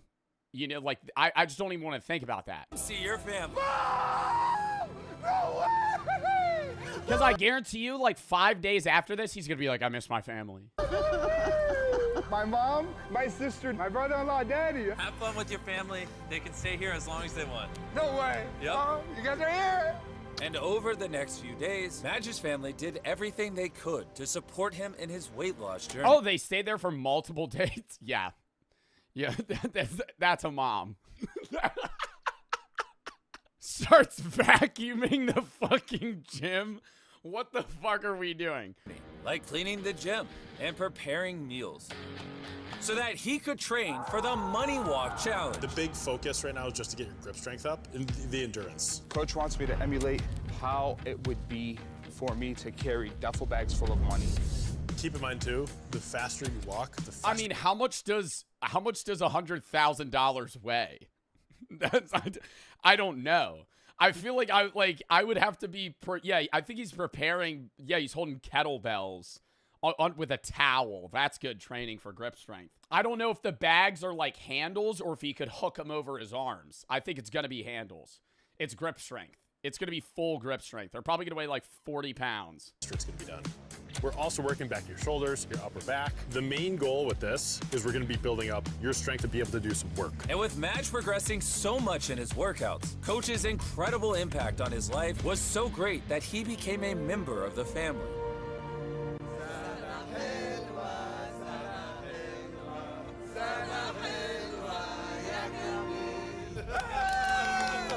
Thank you so much. You do a great job. And with his family visit coming to an end, Bye, Mom. and me being halfway around the world shooting a different video, for the next few weeks, Coach and Madge's connection would only grow stronger. You have one new message. Yo, my man. This is so cool we get to do this together and form this deep friendship, man. You rock. The way I've come to know you over these past couple months, man, is like you're just a very kind, caring, compassionate human being. You're going to positively influence millions of people. I haven't thought that far.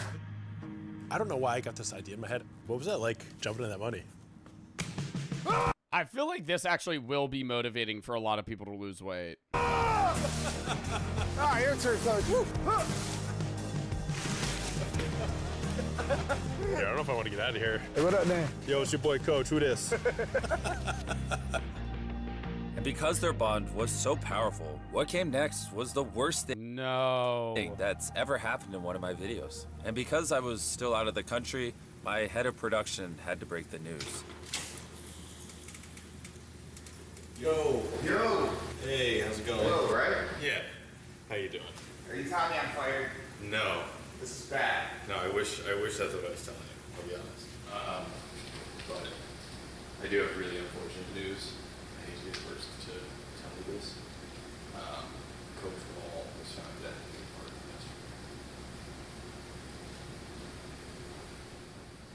yesterday. No. No, man, no. No, don't lie to me, bro. It's not so bad,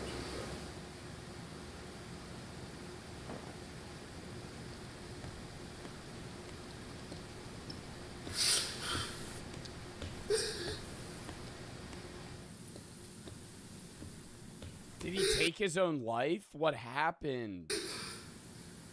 Oh my God.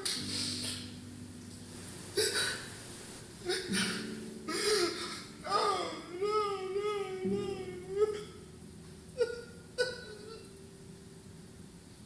No, it's gotta be a joke, bro. There's no way. Bro, there's no way. Over the next few days, visitors poured in to help process his grief while he contemplated the decision of continuing or stopping this video. Because ultimately, whether or not the video continues was up to him. you know, both time. Dude, that's so fucking sad. The moment I arrived back in the US, I went to see Madge. And I'm choosing not to play our conversation here, but essentially I wanted to let him know that his grief was real and that we could end the video right then and there if he didn't want to continue. We're not pulling the plug on this. Yeah? I can't let him down. I'm doing this for myself, and now it's for Coach too. To honor his mentor, I mean, talk about fucking motivating as like the one side positive here. Like, holy shit. Friend, Coach Wall, Madge refused to take on another trainer for his next challenge.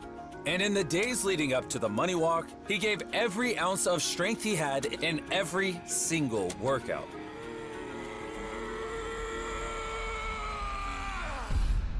This is exactly why I thought that for Madge's next milestone, it was only fitting that I give him something to honor his dear friend. Before we do the day 100 challenge, I wanted to give you something a little special that you can put up on the wall. Oh, man. It's so weird, too, because usually when you have somebody that's close to you that passes, it doesn't feel real. And I think in his case, it's even worse because he's kind of stuck in...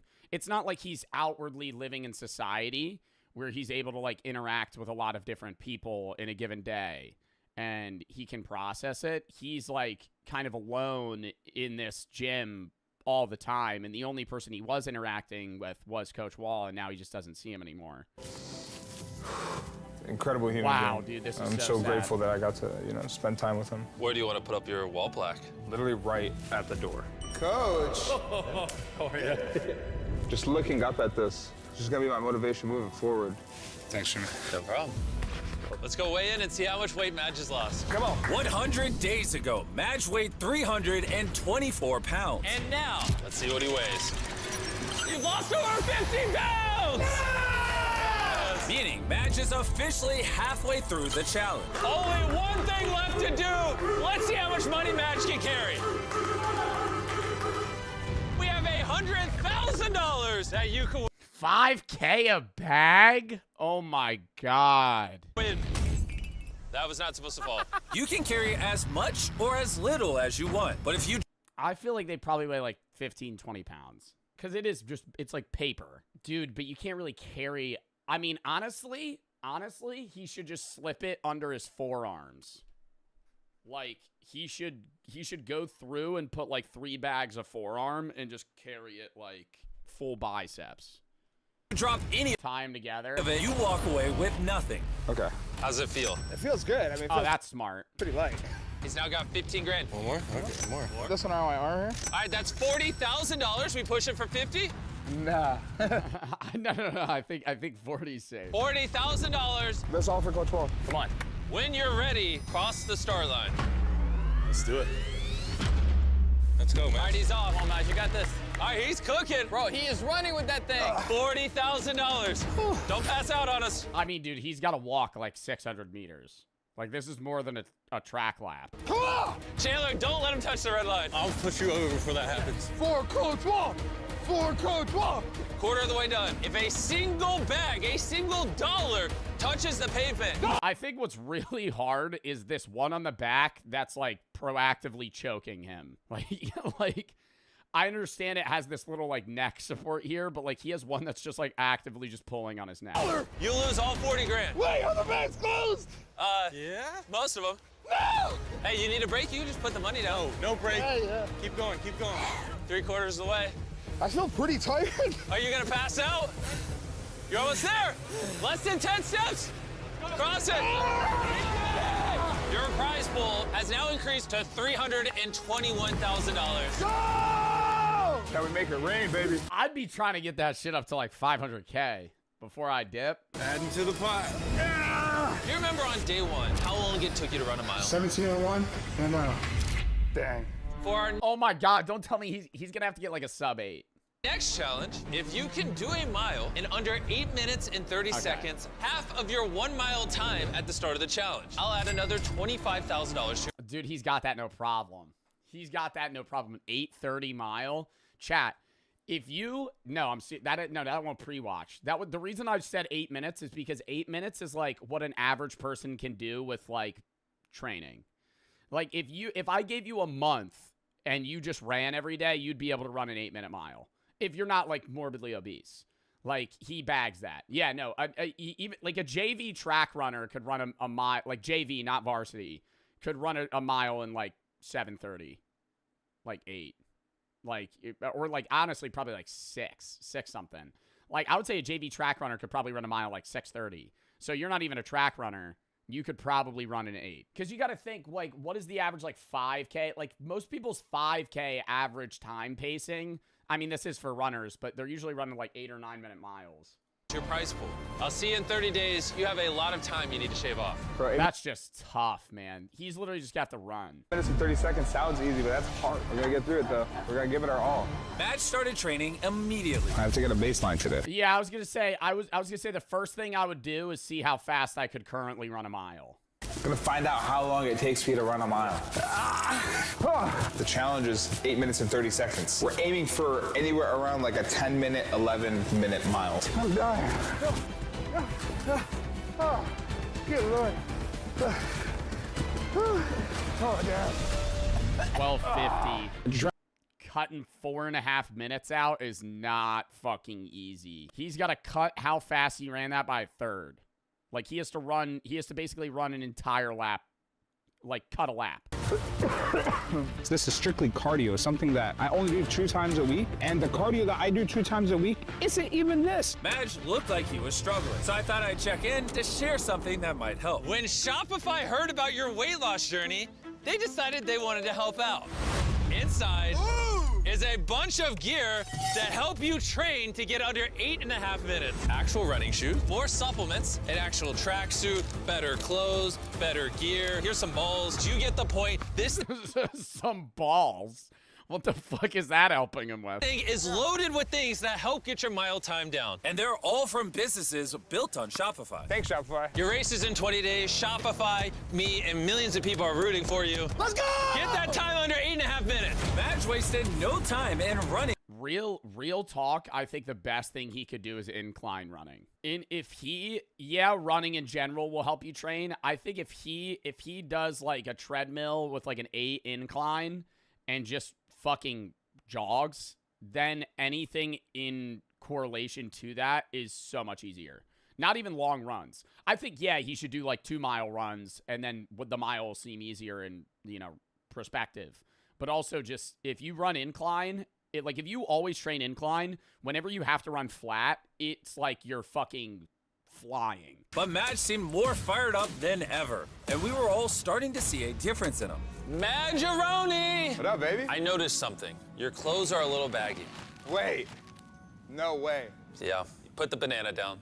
We got you. Clothes one size smaller. When Madge started this video, So now he's got XLs. It was a 3XL. When you put these on, you'll officially be just an XL. Whoa, whoa, whoa! Congrats. 10 days. We'll see if you can do the mile. Madge wasted no time in getting to work. And other than yelling at the prison I built where I trapped a cop and a criminal together. Hey, yo! Wait, does Mr. Beast just have a playground of videos and they're interacting with each other? What? Is that an upcoming video? You've trapped a cop and a prisoner together? They're just across. What the fuck is this? He just has like a compound? Where I trapped a cop and a criminal together. Hey, yo! Yo! He was totally locked in, but his victory was far from guaranteed. Day 130! Come on! Are you ready? Yeah! Dude, that'd be such a weird feeling. Looking over like 300 yards away, there's just another Mr. Beast video. You see a guy just running laps. You're like, I wonder what he's doing. You must do it in under 8 minutes and 30 seconds. Are you? I mean, he looks good now, dude. I don't like, I'm serious. He's got some weight on him still, but like, dude, he looks big. Like, muscular. Ready? Come on! 3, 2, 1, go! 25 grand on the line. Let's see if he can do it. Yo! Let's go! 1 out of 7 laps down. Madge 1 lap in 50 seconds. He's on pace. is flying through his second lap. It's amazing to see how far he's come in only 130 days. There's only 2 minutes remaining. His pacing is slowed down tremendously. We don't have enough time. We have to run with him. Last lap! Madge, deep! Coming with you. Bro, a minute 16, he's fine. If he keeps that pace, he still gets it. You're almost there! Come on! Go! Let's go! 804. Madge, you did it in 8 minutes and 4 seconds. Congrats, Madge. Thanks. I also think running a mile on this track is ultimately harder than a regular track because this is just bends the whole time. Like, running a bend is always worse. Unless you're on, like, an indoor incline track where, like, your momentum kind of carries you around it. He's just running in a circle. Jimmy, you show up for me, I show up for you. Who'd you show for? Coach Wall, he shows up for me every day. I show up for him every day. Congrats on 25 grand! Yeah! But more importantly, let's go see how much weight you've lost. Turn off the lights! On day 1, he weighed 324 pounds. On day 30, he weighed 303 pounds. On day 60, he weighed 286 pounds. On day 100, he weighed 271 pounds. And now... Okay, they always do the fast forward and he's, like, jiggling. Does he have to take a picture in front of this every day or something? Because, like, they've only done 3 weigh-ins, but it's like a time lapse. Reveal his weight! No! 253. Dude, he probably lost 20 pounds that month. That's 71 pounds since the start. Okay, don't hurt him. Maybe at the end of the video, we'll lift you up. When you started, You were able to dead hang for 6 seconds. In exactly 30 days, for every second you can hang, I will give you $1,000. Get out of here. And You could hang? Bro, he could hang for like a minute and a half. You could hang for a minute and a half. You know those carnival games where you gotta hang for like 2 minutes? Those are on those like funky bars. If he just builds his grip strength, dude, he could probably dead hang for like fucking borderline 2 minutes. And truthfully, yeah, that's like 90K. Because your hang time was awful. I brought someone who literally trains bodybuilders. This guy has a degree in biochemistry and is the smartest fitness influencer I could find, Jeff Nippard. Let's go! All right, he just did the whole mile thing. He's on a drilling.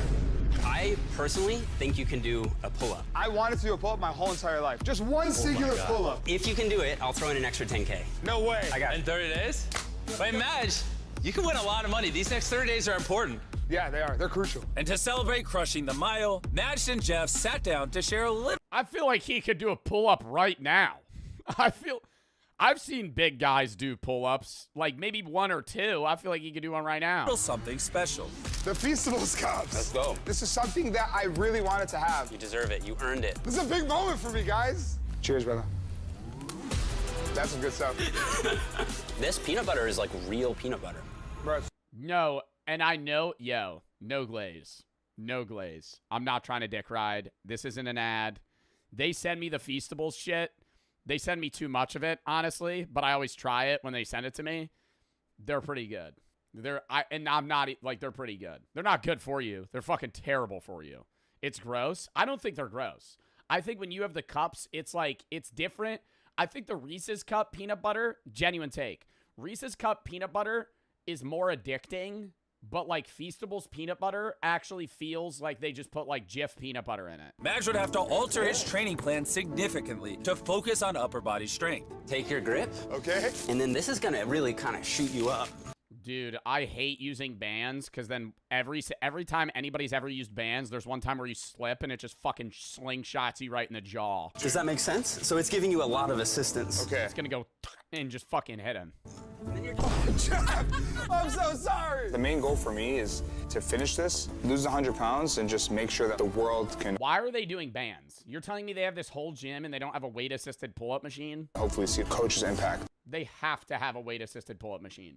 Why are we doing this? Operation Dead Hang. In only 3 days, Jeff really helped Madge improve his dead hang, which was not looking good for my bank account. This guy is an animal. Do you want to guess what it was? I don't know how long I could dead hang. Try like 30. I think realistically, just the more weight he loses, the easier it gets. Because, like, if you're a light guy. 7 seconds. 45? No way. Not even the end of the first week. Let's go! With Madge now set up for success, Jeff left it up to him to prepare for the next 27 days. This is where the real challenge starts, right? Now I'm all alone. He started locking in on everything from his workouts, Saw that. eating only 1,800 calories a day, We just switched over to 1,800 calories. and even having a strict sleeping schedule. 10 o'clock. 1,800 calories is fucking tough, man. Like, you could eat a lot of, like, volume-dense foods, but 1,800 calories is literally, like, 2.5 meals. Food cut off, sleep by 12. So for the remainder of training for the Dead Hang Challenge, Madge was really set up for success. Not really. I think it's harder. It depends how big you are. Like, if I had to eat 1,800 calories a day, I would have to space out my food so much to where I'm not just, like, and your stomach's grumbling. How many packs of Gushers is that?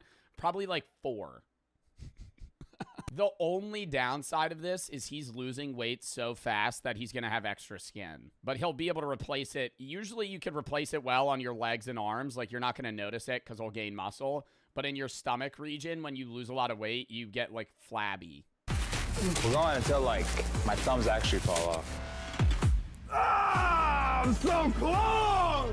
It really just goes to show. I'd be trying to convince Mr. Beast for that skin surgery, though. I'd slide that into the challenge. I'd say, hey, yo, Mr. Beast, next challenge, you gonna help me out here? Dude, and this is less than a year. This guy's lost this much weight. Day 161. Let's see how Madge is doing. Right. Why is it stuck? Bro, I'm literally flooring it. Madge! Oh. It's weigh-in day! What the? I think you broke the door. Bro! It's the big day. Are you ready? Oh, yeah, I'm ready, man. This is I'm gonna ready. be awesome. To kick What if the glass just shattered? things off, we're gonna see how much you weigh. My theory is you're actually pretty close to finishing the challenge. I feel like it. And then second, we're gonna dangle you 100 feet in the air. What? And every second you hang, you win $1,000. Okay, hold on. Dangle from Hey, a don't crane? worry about it. Let's weigh in. Oh, man. What do you think that number will say? 246. Madge has done 10,000 steps a day. Follow I think now he's probably going to be losing like 5, 8, 9 pounds a month. his diet perfectly. Not Maybe 10 tops. skipped a single rep on his workouts. Hop on. Let's go! 3, 2, 1. Reveal the weight. Oh! 234 pounds. What? No. 90%. So he only has to lose, he only has to lose like 10 pounds? You only have 10 more pounds to lose, and then this video is over. If you play your cards right, you could be out of here in the next 30 days. Thanks, Jimmy. All right, but now you need a lock-in. Come on! Let's go outside.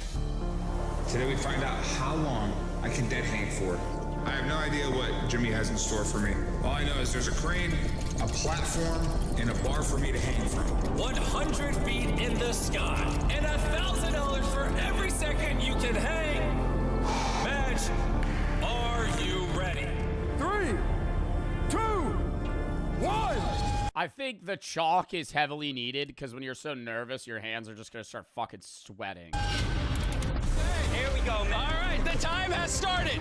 4 seconds, 5 seconds. Hey, Madge, look down, look down. Oh my gosh, does that scare you? Not at all. Oh my, wait, get a shot of this. This is real. Look at that. 15 seconds has gone by. You've already doubled your first time. Madge has now won $20,000. It's light work for you, bro. Do not quit. You're almost there, Madge. You're almost there, brother. Is he allowed to move? Like, because once it starts hurting, I would go like this. And then I'd start switching. Where you're, like, moving your grip. You're the one that's going to accomplish this. 30 seconds! Focus on your breath. Don't listen to Jimmy. His hands are giving out. His face is getting red. Don't regret this. Bro, you think I'm not watching you?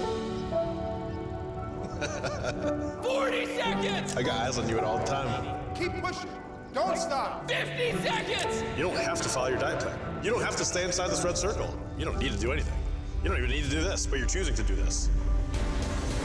Let's go, man! Your prize pool is now 400 grand. His arms are shaking. You're almost there. Dude, I can't open my eyes. 60 seconds!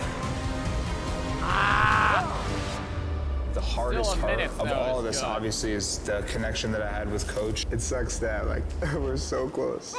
Still a minute and 1 second, $61,000. Oh, he just dropped. A minute and 1 second. Oh, my God. My dumbass initially was going to say 101. 6 seconds to 60 seconds. That's 10x! Hello? That's 60,000! I'm so proud of you, man. Let's go, man! You officially made it a minute and 1 second. Let's go! But we're not stopping there, because as you'll remember, If he could do a pull-up, I'd throw in an extra 10K. Nah, you going to make him do a pull-up right after the grip task? Let's go, man. You ready? I'm ready. Big breath, and then you're gonna drive as hard as you can, chest to the bar. Let's go! Let's go! can you do another one? No! Wait, 3! Wait, he doesn't need help?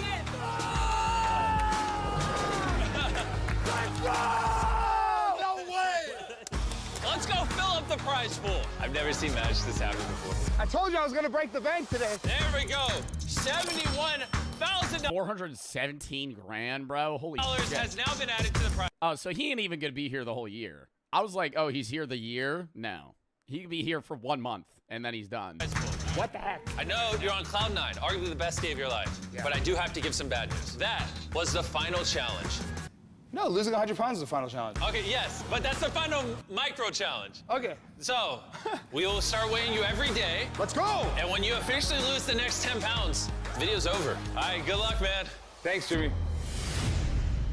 Madge has only 10 pounds. I feel like last day I just wouldn't eat. I'd be like, just weigh me in the morning. Let me go take a dump real quick. Give me some coffee. I'll go poop 4 times. At this point, it had become clear that he was on track to hit his goal weight within the next month.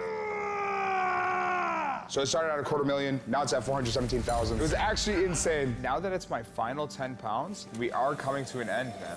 These may be my last few weeks in here. It's definitely a bittersweet feeling. It's kind of crazy how far we've come in less than 6 months. It's like I look at myself like, who is this person?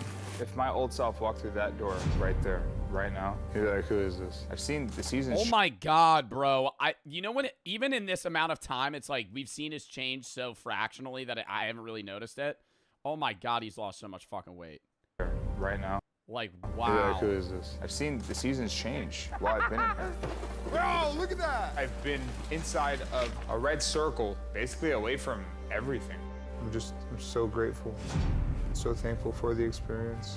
Coach being the biggest impact of this whole thing. God rest his soul. I know he'd be proud of me.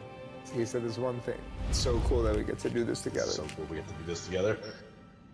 While Coach gave Madge all of the tools he needed to lose 100 pounds, when he does finally leave the circle, It will be up to him to apply what he's learned to his everyday life. The journey's almost over. Psych, the journey's almost over. And yeah, it's just like after this, you got to maintain that same diet. The real journey it's not like it's over. Starts on the outside. I have the clothes that I wore when I first got in here. I'm gonna try them on. Let's just say we lost a little bit of weight. Bro, look how baggy these are.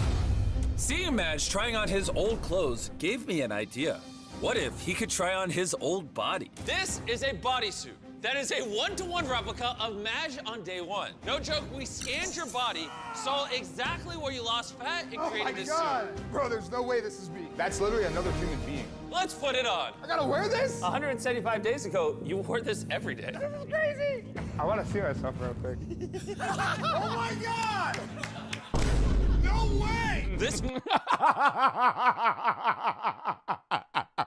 fat suit weighs exactly 97 pounds. He is now back at his starting weight. You probably forgot what life used to feel like. Let's do a lap. I hope this helps you realize how much you've changed throughout this video. All right, let's try a lap. Here's footage of him actually running a lap on day one. If you think he's being dramatic, go pick up 97 pounds and you'll see that's a lot of weight to have on your body.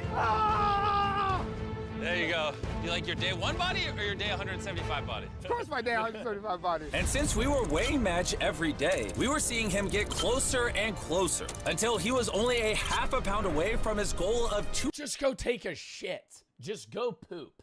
Half a pound? Half a pound? Bro, I shit that out this morning. 224 pounds. Oh my God. You have no idea how close you are.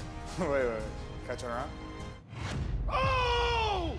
Seeing just how far Madge had come from his old self made it pretty clear to everyone that it was probably time to do his final weigh-in. Today could be my last day. It's crazy. 6 months, half a year. Today could be the day. All the hard work paid off, or we're still half a pound away. Over these 6 months, Madge slashed his daily caloric intake by 600 calories, decreased his fat mass by over 50%. He also did 3,950 push-ups and made 17,600 basketball shots. And they counted that shit? According to his doctor, if he keeps this up, he will have extended his lifespan by around 5 years. But before we know if this is his final weigh-in, we had a message from Madge to himself. This is actually a video from day one. Play it.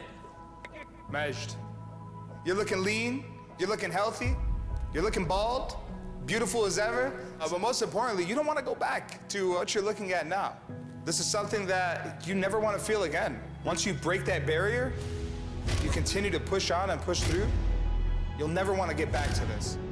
This is something that you're gonna do for the rest of your life. I'm not gonna let you fall off. 100%. 178 days ago. Dang, bro, that's crazy. Madge, it's time.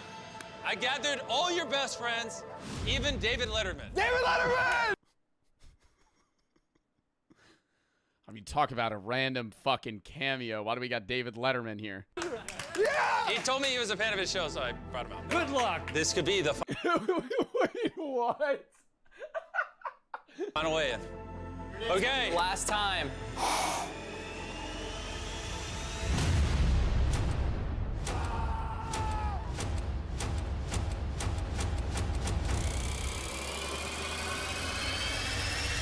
Reveal the results. 22. He lost 102 pounds.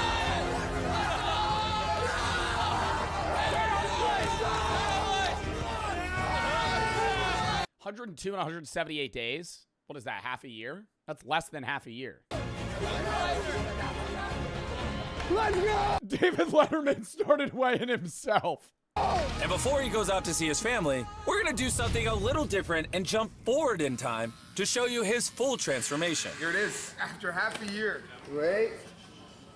Oh, dude, he looks so much fucking better. Oh, he looks so much fucking better, man. Oh, just full ball. Yo! Oh, the beard looks awesome, too. The lineup. Yo, he actually looks good. I get married. I might get married. I might get married. 178 days in this circle. Take your hand off your eyes.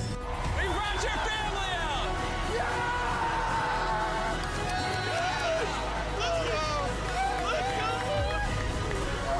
Dude, he beat that shit quick, too. They would have given him a year. They would have given him another 6 months. Oh, I love you, Mom. You know, without Coach Wall, I wouldn't have been able to do this. And you said it would be so cool that we get to do this together. And today's that day that we get to do this together, man. Thank you guys for watching. It's a good fucking video, man. It was a really good fucking video. This was, I genuinely think, one of Mr. Beast's best videos. Like, no bullshit.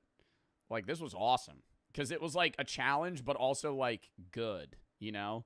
Different from when, like, they're trapping somebody in a room just by themselves, and they're like, hey, you have to live in a grocery store for a year. WVid, that's the only rack we're doing today. I didn't really plan on doing that. We're going to hop into Slime Rancher now. We're going to run that and Jack Smith.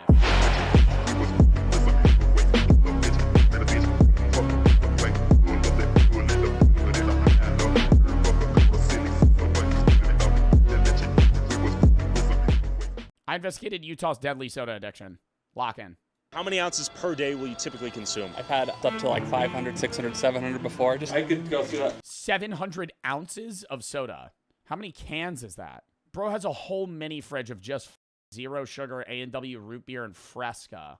Whole fridge probably in one day. Just take it straight. Whole fridge in one day. Get the out of here, dude. What?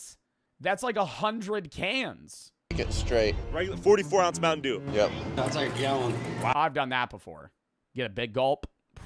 You feel like after. Love that, though. You know, when you were a kid, you got a big gulp cup just at like a Wendy's or something, full Dr. Pepper. And I'm just going, just sipping on it slow. Wow, that is huge.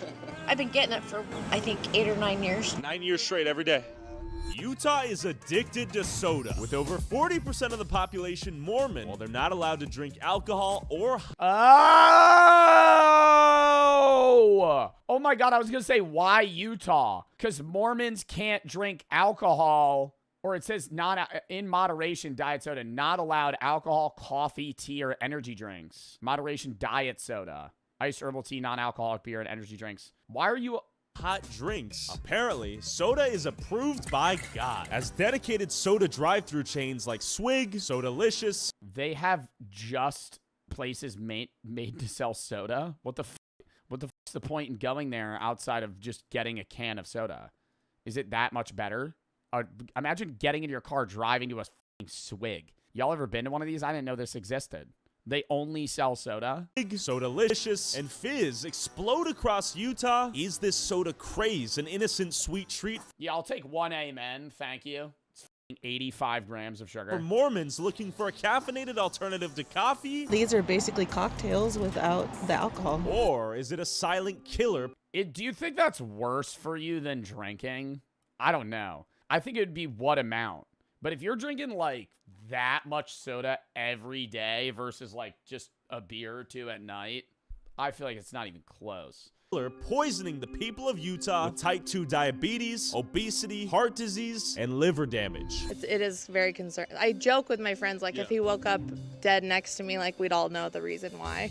What would the reason why? Is there any proven research on what soda does to you? Like zero sugar soda, not regular sugar? Like just all that. Imagine drinking that much artificial sugar all day, every day. Like I drink artificial sugar every day. Everybody does. In the US specifically, usually. But to that amount where you're crushing a 12-pack of Dr. Pepper cream. Why be?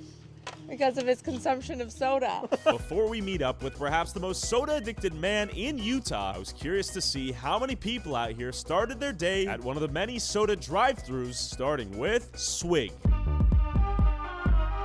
I want to look at their menu. Dirty soda. What the fuck does that mean? Rumor has it there's going to be a line circling out the bill. Mango Breeze. Water, coconut, sugar-free coconut, vanilla, mango puree, frozen coconut cream. Okay, that does sound awesome. That sounds good, I got to admit. Jesus, you get a 44-ounce soda right here. While a single can of 12-ounce soda has 29 to 42 grams of sugar, the CDC recommends no more than 50 grams per day. But how much soda are these people drinking? I will buy you guys your soda if you tell me what you're ordering. A Diet Jolly L. I think it's Texas Tab. Big Al. Texas Tab, Dr. Pepper Vanilla Coconut Cream. I think I'd get diabetes if I lived in Utah. Holy fuck, that sounds so good. Big Al. Big Al, Diet Coke, coconut, and fresh lime. Yeah, Big Al. I'm getting a Big Al. Ew. Coconut and Diet Coke. Oof. What's in the Big Al?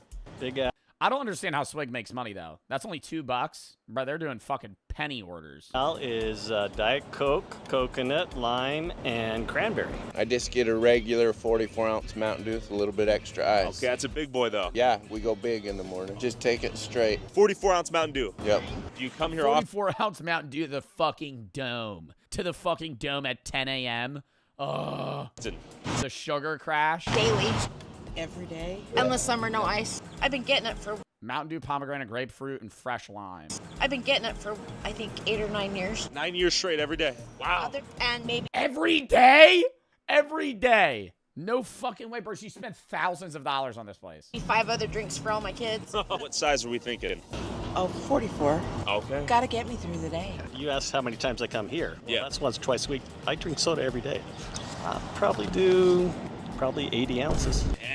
80 ounces a day. I don't believe that, bro. Yeah, one of them has them. All right, look at these big boys right here. What size are you thinking? 44. A big boy. The big, I need All right. all day. Can we? Oh, you have a sweet cup. Whoa, that's the loyalist right here. But besides the literal addiction to sugar, what made these soda addicts drink so much? Is it their Mormon faith? Before I head to other soda drive-thru competitors in the area, I was curious. Okay, well, not everybody in Utah's Mormon, Tyler. Like, now we're just making an assumption here. So what made these people that I didn't ask about their faith drink soda? Is it because they're Mormon? I'm not Mormon. Is it because they're Mormon and they believe in the teachings of Joseph? I'm actually an atheist. Is it because they believe in Joseph Smith and his teachings, or? Curious how common it was to buy soda from the countless gas stations out here selling it. Let's get the daily fix briefly. Start the morning off with 2 big blues. What do you have? That's right. Is this your daily starter? I guess you could say that. Every day? Yep. We got a whole new sprouting machine because the 40-ounce Stanleys did not fit. How many people a day come in here and get a nice fill up their Stanleys? I would say probably 1 in 5. 1 in 5. Yeah. Look at these big cups. Massive styrofoam cups right here. $1.79, first fill free, $9.99, 52-ounce big. Only $1.79 to fill that fucking gallon jug? Are you crazy, bro? $10, you get that fat ass mug. That's the ugliest mug in the world, by the way. 52 ounces, it's got fucking clowns on it. First fill free, $9.99, 52-ounce big boy right here. I'm tempted to buy it. First free, oh, no. I found the big boy. 100 ounces. Bro, you would have to carry that with 2 hands. Is there a straw? There's no way somebody's fucking... That's a chug jug. That is a fucking Fortnite chug jug.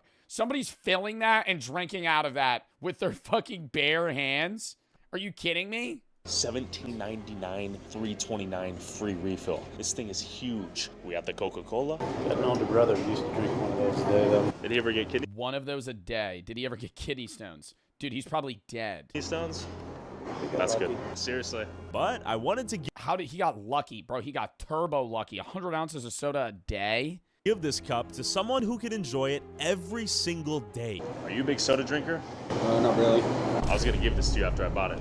You're gonna pay for it. All right, you're my guy now. What's your name? I'm Nate. Nate, we're doing a video on soda addiction in Utah. All right. How often do you drink soda? Pretty much every day. If you die one day, You just said you don't drink soda that much, Nate, okay? Now I'm kind of questioning my relationship with you, Nate. Are you a soda drinker? Is your actual name Nate? due to like a stroke or like diabetes, don't blame me, okay? Oh, I won't. Diabetes runs in my family already, so I ain't got Oh my God. it, so I'm not worried about it. We're all gonna die one way or another. Yeah, that's true. This is true. I gotta ask you, how many people come in here and fill up like a big gulp or like a 44 ouncer? Almost everyone. Everyone. Oh my God, this is crazy. Man, and it has the clowns on there to remind us how foolish we are drinking this stuff, man. I drink like 2 to 4 Red Bulls a day. Oh, really? That's even worse. I know. I'm known to... I don't know. You'd have to look into that. I don't know if drinking 2 to 4 Red Bulls a day is as bad as you drinking a 100-ounce jug of soda. I think both are... it depends if the Red Bulls are sugar-free. You know what is sugar-free, though. To judge, but I stay away from soda for the most part. I drink Red Bulls every morning. You got Red Bulls and Coca-Cola? Yep. Gosh. Wow. Yeah, it's like a gallon. I think the thing with Red Bull is, I mean, sugar-free versus non-sugar-free, but it's just, like, the worst energy drink for you has got to be Monster, by far. Is there anything worse? Because Monster has, like, 60 grams of sugar, 200 milligrams of caffeine, so it's, like, double. That is huge. You're gonna be thirsty. Yeah, don't have a heart attack, okay? Well, I do feel a little bit All he needs is an unfiltered cigarette with that. Maybe if we're really feeling a Camel Crush. guilty. Given this whole video is sort of a PSA to not drink excessive amounts of soda, I may have changed the outcome of that man's life. Hopefully not for the worse. Yeah, he did. He's definitely gonna die much younger than he would have. We got the Diet Coke, Because you gave him a gallon jug. Sprite, and Coca-Cola. All the Coca-Cola. Look, the Sprite on the freaking gas station. Subliminal. Bro, Sprite's not the same since they changed their fucking bottles, bro.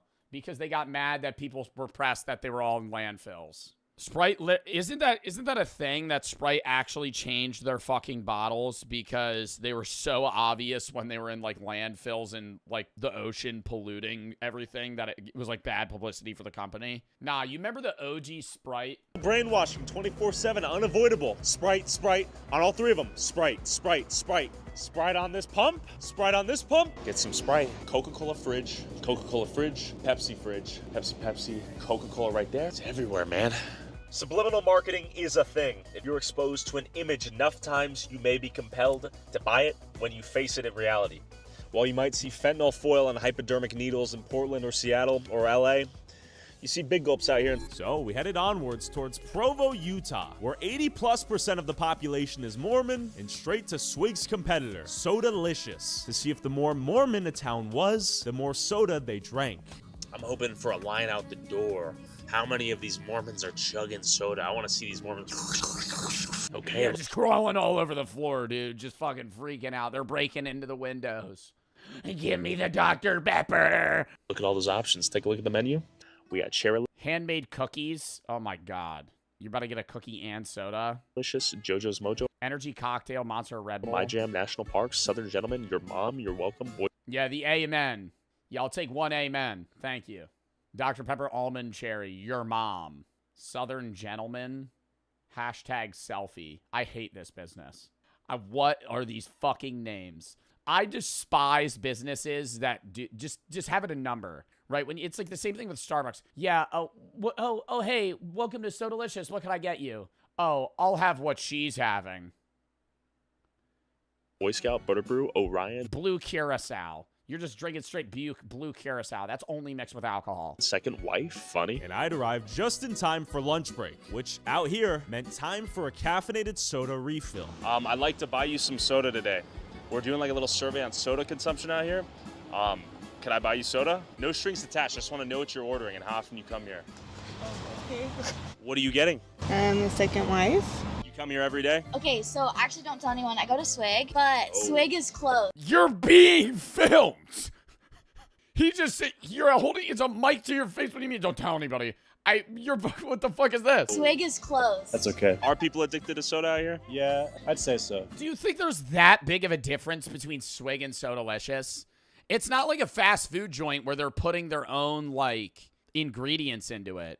The soda place is just soda and then whatever additive you want. Unless they have different additives than you, it's the same fucking thing. Maybe the mixture. Because you know how they always say, like, a McDonald's Coke is better than a regular Coke or something? Or, like, depending on the fast food place you go to, the soda's better. Okay. Yeah. Are you addicted to soda? I like Dr. Pepper, but honestly, since working here, my tolerance for like flavors is You're just desensitized. Yeah. Common thing, or is this kind of a treat? It's a common thing. Okay. I do just a 32 ounce, but my boss does a 44 every day. Every day? Twice a day. Twice a day. Yes. 88 ounces. Why is the sign sideways? That's a lot. It is literally people's entire world. I'm at an office right over here. Yep. We like shut down twice a day so that everybody can go get their dirty soda. You guys drink beer or anything? Wow, do you think they have, like, soda parties instead of regular parties here? I mean, if no one drinks alcohol, they have social gatherings. I mean, during the Prohibition, it was common for there to be ice cream parlors as hangouts. Like, you used to go to the ice cream parlor to chill with people. I know. No? So instead of like a cigarette break, you got your dirty soda break? Pretty much, yeah. It's very big. It's a big thing. Yes. Why? Because I don't know, I think they look at it for like a stress release. Soda culture's Yeah, because they're not drinking. They don't have nicotine. They don't have weed. I mean, dude, if you ask like every adult that you know, hey, what do you do? Like they smoke nicotine, they consume weed, they drink, like not all the time, obviously, but like they have once a week, twice a week, they're doing something. huge, man. There's nothing else like it. I mean, the only comparison is... Or caffeine. Like, a lot of people are addicted to caffeine. Like, coffee culture, and even then, soda culture is much more customizable. You say there's a soda addiction in Utah, or a soda epidemic?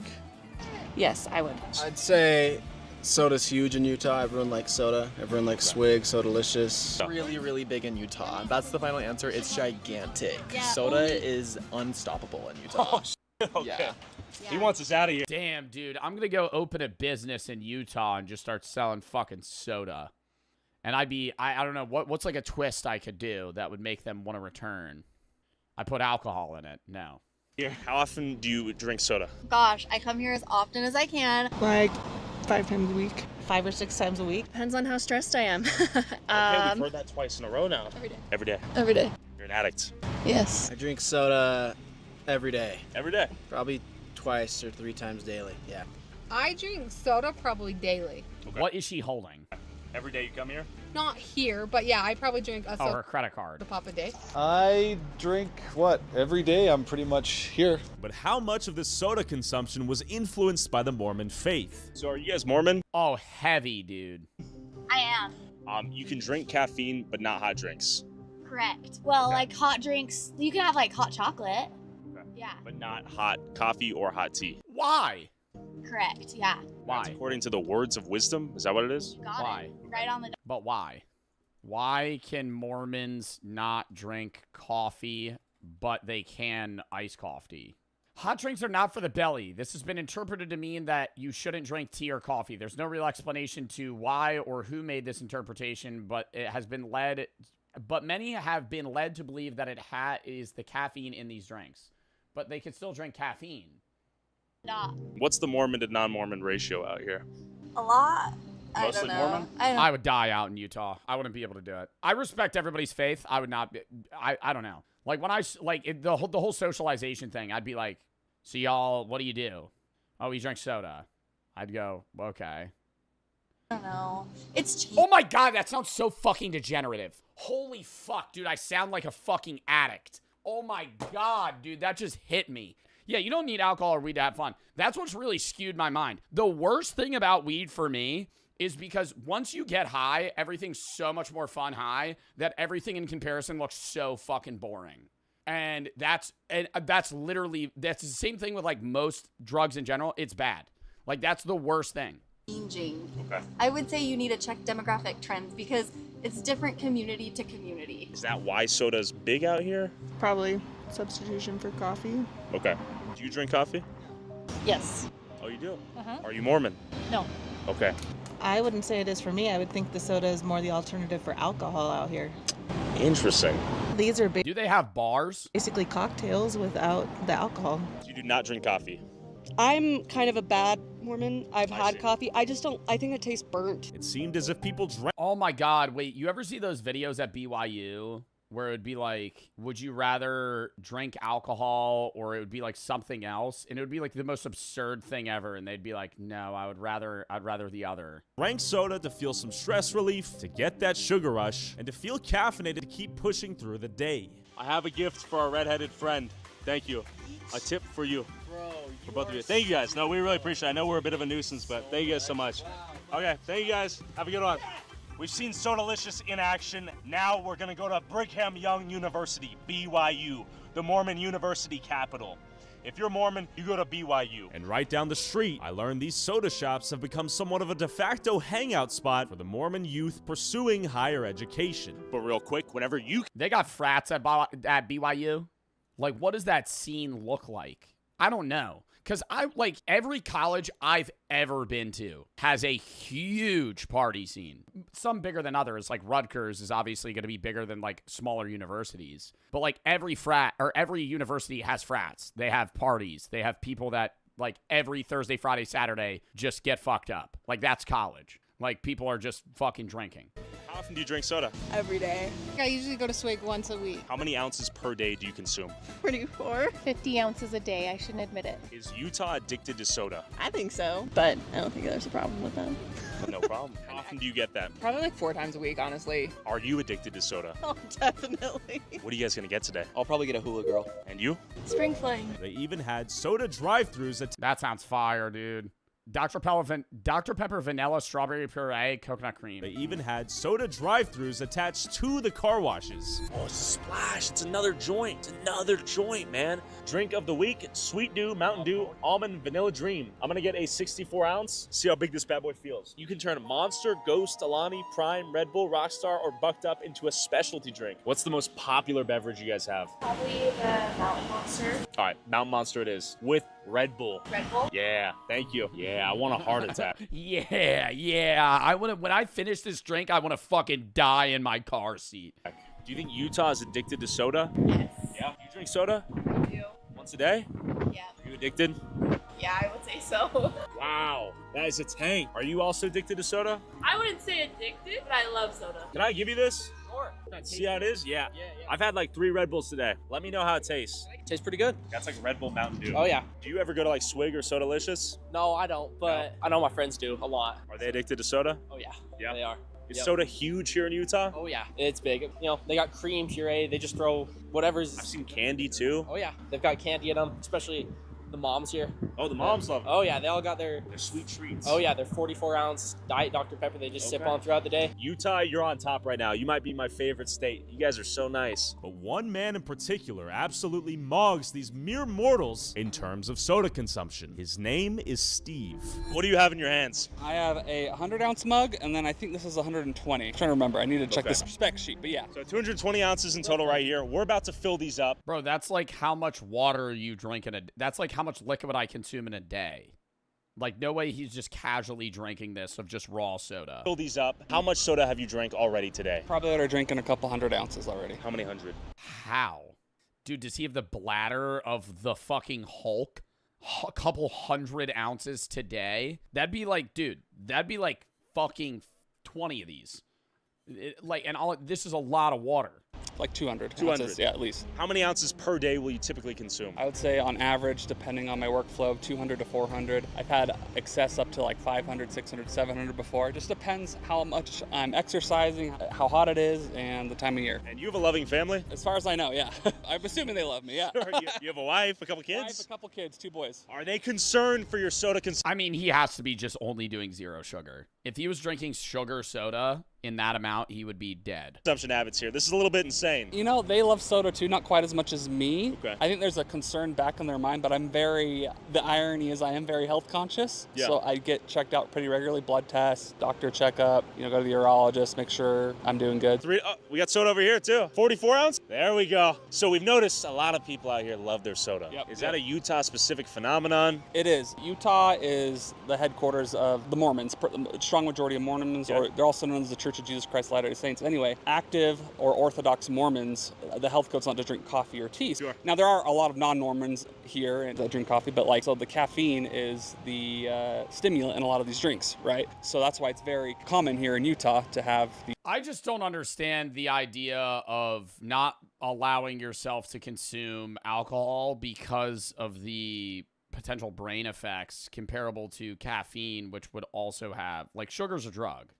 Like, you're getting addicted to it. Similarly to caffeine, similar to alcohol. And obviously, alcohol can be much more detrimental, but in the same sense, both of them can kill you. These caffeinated soft drinks. Give us a smile. Your teeth are bright white. You're drinking several 100 ounces of soda per day. Look at those choppers. Again, I'm very conscious. When I drink soda, I try to go straight over the tongue and down the throat. I don't swish it around. Do you ever drink anything with sugar or no? I mean, very rarely to taste it, but I'm a foodie for a side business, so I want my calories coming from food rather than beverage. You bring 2 of these into a gas station typically? Is this standard procedure? It's kind of a new one. I started with this one, it only gave me 100 ounces, and I went to this one, % per ounce. Like, cost-wise, this is the cheapest method. Because you're paying $11 for a 12-pack, and I can fill up the equivalent to that for, $2 to $4. And have you ever had a heart attack or a stroke or anything? Never. Is your wife concerned for you? Yeah. Yeah, bro, but he's only like 40. I mean, I'm sure she or 30. I think she's concerned in some capacity. Is this a little too much soda in your opinion? I don't know what he's gonna do with it. He's gonna drink it. Oh, is he gonna drink it? He's gonna drink the equivalent of 4 of these 100-ounce liters per day. Sort of a supersize me with soda. You want a little extra flavor dash? 4. I'm gonna go to my. Oh my God, you need other flavors?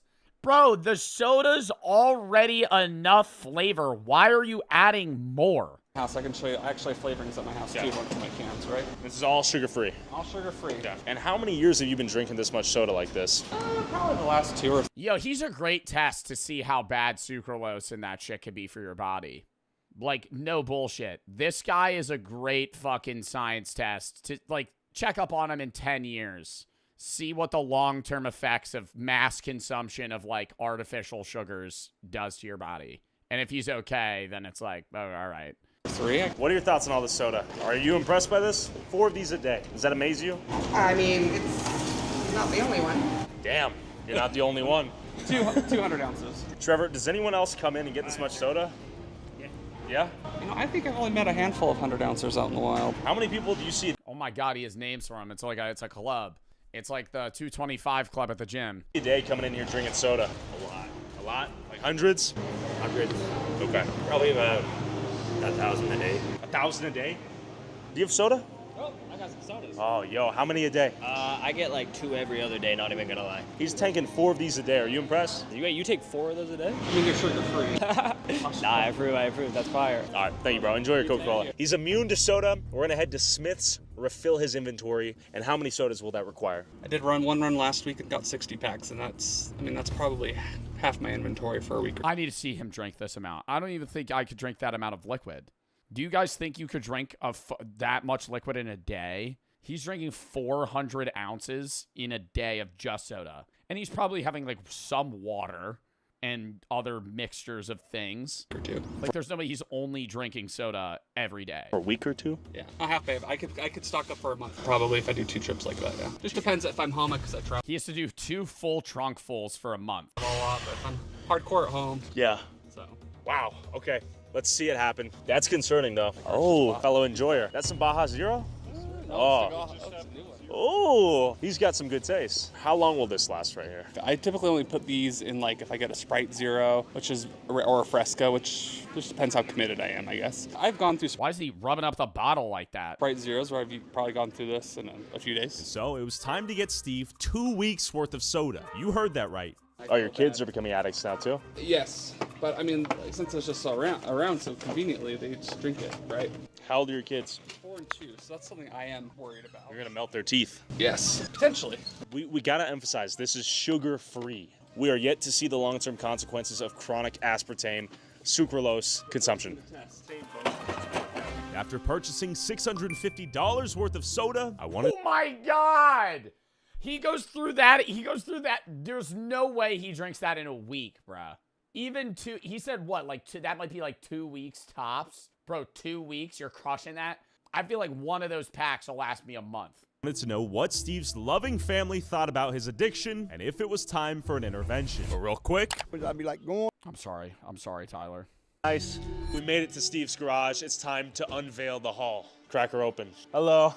Hi, how are you? My wife. Her name is Catherine. My name's Tyler. Good to meet you. Yeah, do you want to give any thoughts? Are you concerned for his health? I'm a little concerned. We funded the haul. I know it's like giving a drug addict crack. I know. But, I don't know about this. You know, was there a good sale at least? No. No. $650. That's like the one good thing that Steven, I guess, does is that he always stocks up on the sales. What goes through your head when stocks up on the sales, bro? This is more expensive than being a fucking alcoholic. This is monetarily, I mean, health-wise better. This is fucking monetarily worse. This is fucking $650 on fucking soda? When you see hauls like this? It is concerning. My kids are becoming addicted. What is their beverage of choice? We try to do non-caffeinated at least, okay. But I only do like a can a day. I'm not addicted. You've been picking up a lot of his cans he leaves around the home, or what? That's probably my least favorite part of the addiction. He is really messy. If he did like a pack a day, I don't know that I'd be as concerned, but when it's like so much. A pack a day. If I started, should I just start doing that? Just drink a pack of soda a day and see how long it takes till Brooke notices. I think in one day, she'd be like, you've had 4 sodas. It would be almost instantly. She would go, dude, you've had 4 fucking Dr. Peppers. Why? I think if I bought a case of soda, I've never bought a case of soda. I don't think ever. I've drank cases of soda. I've personally never bought a case of soda. If I bought a case of soda, I think she would immediately be like, why are you drinking soda? I joke with my friends, like, if he woke up dead next to me, like, we'd all know the reason why. We don't know if that's even possible It would need to be studied, obviously. I also eat significantly healthier than her.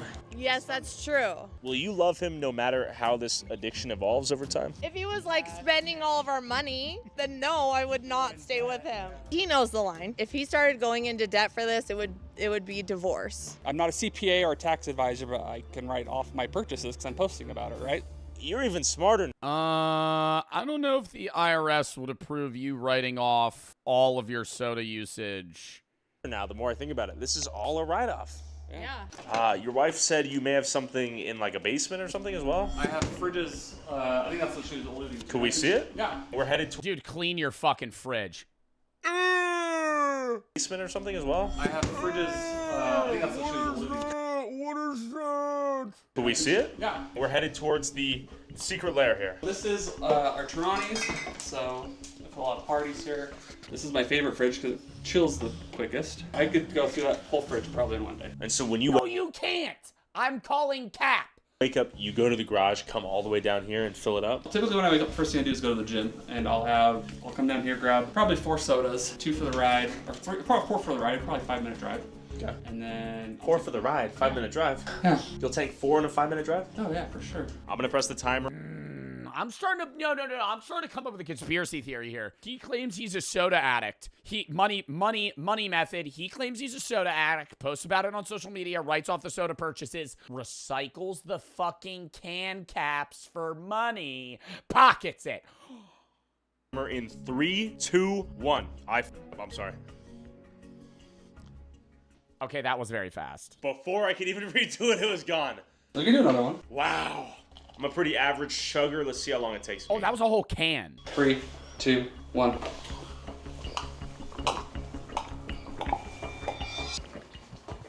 What is that weak ass chug, Tyler? Get the fuck out of here. That ain't no fuck. Oh, I'm a pretty good chugger myself. Buddy, 5 seconds in. What are you fucking having a casual stroll on this? You do it? I don't know if I have soda. A&W, 0 sugar. This is from the soda review, by the way.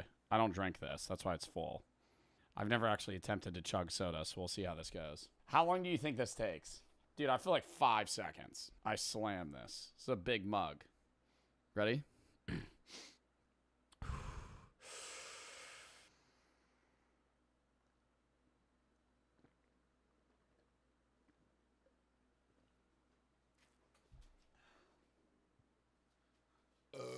Oh my god. No, that was actually like painful. It's like sitting like a rock in my stomach right now.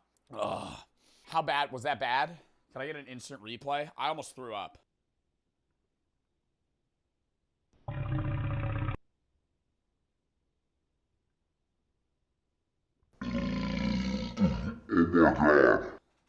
I kind of want to go throw up. Oh my god. No, you can't stop the burp. You just got to get it down. Oh. I pause it for half. It hurts. I will say that. Like, it hurts. Second. Yeah, there's something special about you. It sounds strange to say, but I think I just can gulp things down, you know? Steve's body seemed uniquely adapted to consuming an insane amount of soda every day, and he was also a gifted chugger. The more I see people abusing any sort of vice to get through the day, the more I realize life's short and we're all gonna die. While it's always good to be aware that there are megacorps like Coca-Cola preying upon our lizard brains to profit off of our monkey impulses, I won't deny the satisfying taste of a Diet Coke. For any kid watching who's like, I want to be like him, as it relates to soda, what would you say? Don't. Thank you for having us, Steve. Don't. That's all. That was a fun video. I didn't know that many people drank soda in Utah.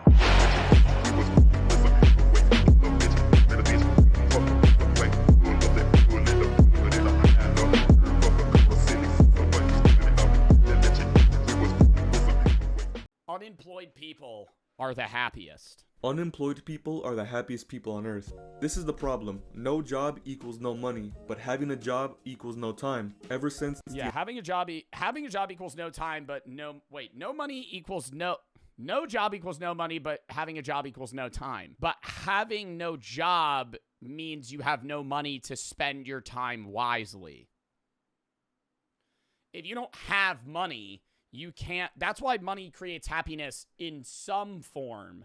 In that, while, yeah, it removes the stress of, like, downsides as well, it also gives you things to do in your free time. Like, if you have unlimited time, but you have no money, you can't fucking do anything, you know?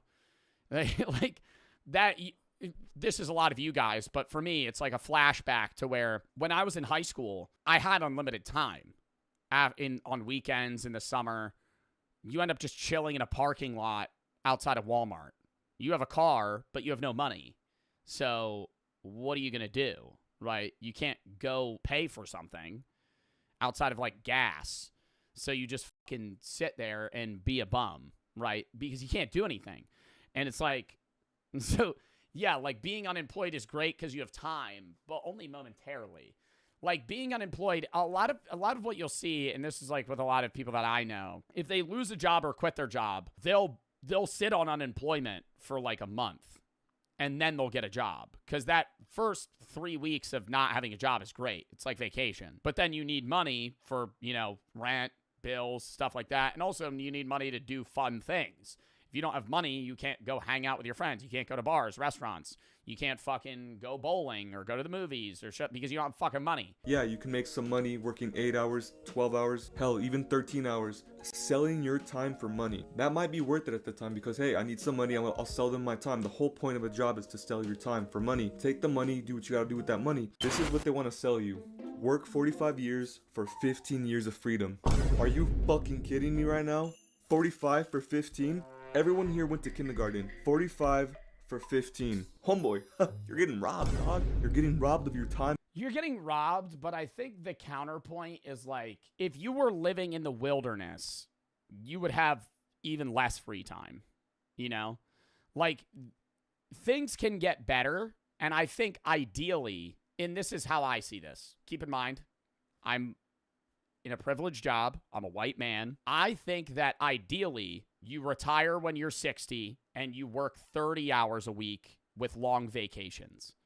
I don't think working is bad. I think when people get in the rut of having crazy ass hours, having to work fucking 9 to 9, 12-hour shifts 6 days a week, and they get 1 week off a year, that's terrible. If you were to have 2 months off a year, like school, and you were able to fucking work 30 hours a week, I don't think that's bad because you would work 6 hours a day, 5 days a week. You would have weekends off, 2 months off. And if you were able to make a living doing that, that would be awesome. The problem is most people in America that need to make ends meet are working 50-hour weeks. So 20 hours more, almost double. And they're working every week of the year. They're taking no time off. And they do that for their whole life. And so your life becomes monotonous. It just becomes repetitive. Like that one scene from SpongeBob where Squidward lives with a bunch of other Squidwards. And he's just like... And it's just the same thing. You know what I'm talking about? Where he like loved it and then he fucking hated it because it was just the same shit. Those 15... Like there's no uniqueness. Years of freedom are going to be you. But what I was saying though is like...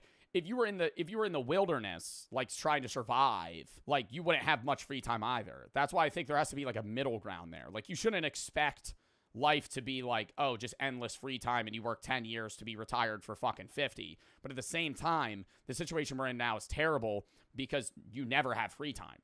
You never have free time. And when you do have free time, you don't have money because all the money that you're making is just going to keep you alive. I saw a YouTube video of a dude who was a ski bum, basically being homeless and just chilling at a ski resort with the homies, looking for food, looking for what he's gonna do today, just living in the moment. That's literally how humans are supposed to live. We're not supposed to be working in a machine. Yeah, but that's not sustainable. The reason this looks fun is because you could imagine yourself doing this for a day. But imagine being this guy and having no money and no job in your 20s. Oh, yeah, great. You could be like a traveling person and fucking ride the wave. And then you break your arm.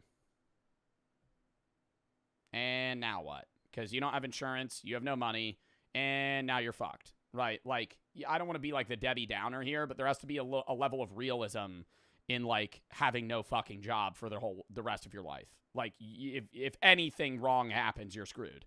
And just chilling at a ski resort with the homies, looking for food, looking for what he's gonna do today, just living in the moment. That's literally how humans are supposed to live. We're not supposed to be working in a machine, in a cog. We're not supposed to be crammed up in offices. Doing labor tasks, stuff that's physical, isn't as bad mentally because you're active, you're sweating, you're being active. But I'm not gonna— Yeah, I think office jobs are generally the most depressing because you're confined to a space, sitting, doing one individual task over and over again. Like, one of the biggest issues I have is people with, like, ADHD are always, like, frowned upon in society, where it's like, oh, you can't focus. But, like, if you had ADHD in, like, the wilderness, that wouldn't be, like, a disadvantage. Like, survivability-wise, like, you needing to constantly be doing something is good, right? Like, that wouldn't be bad. So, it's, like, it's so weird that, like, desk job shit is usually, like, depressing. Like, union stuff and, like, you know, physical labor or, like, factory work and stuff, it is stimulating.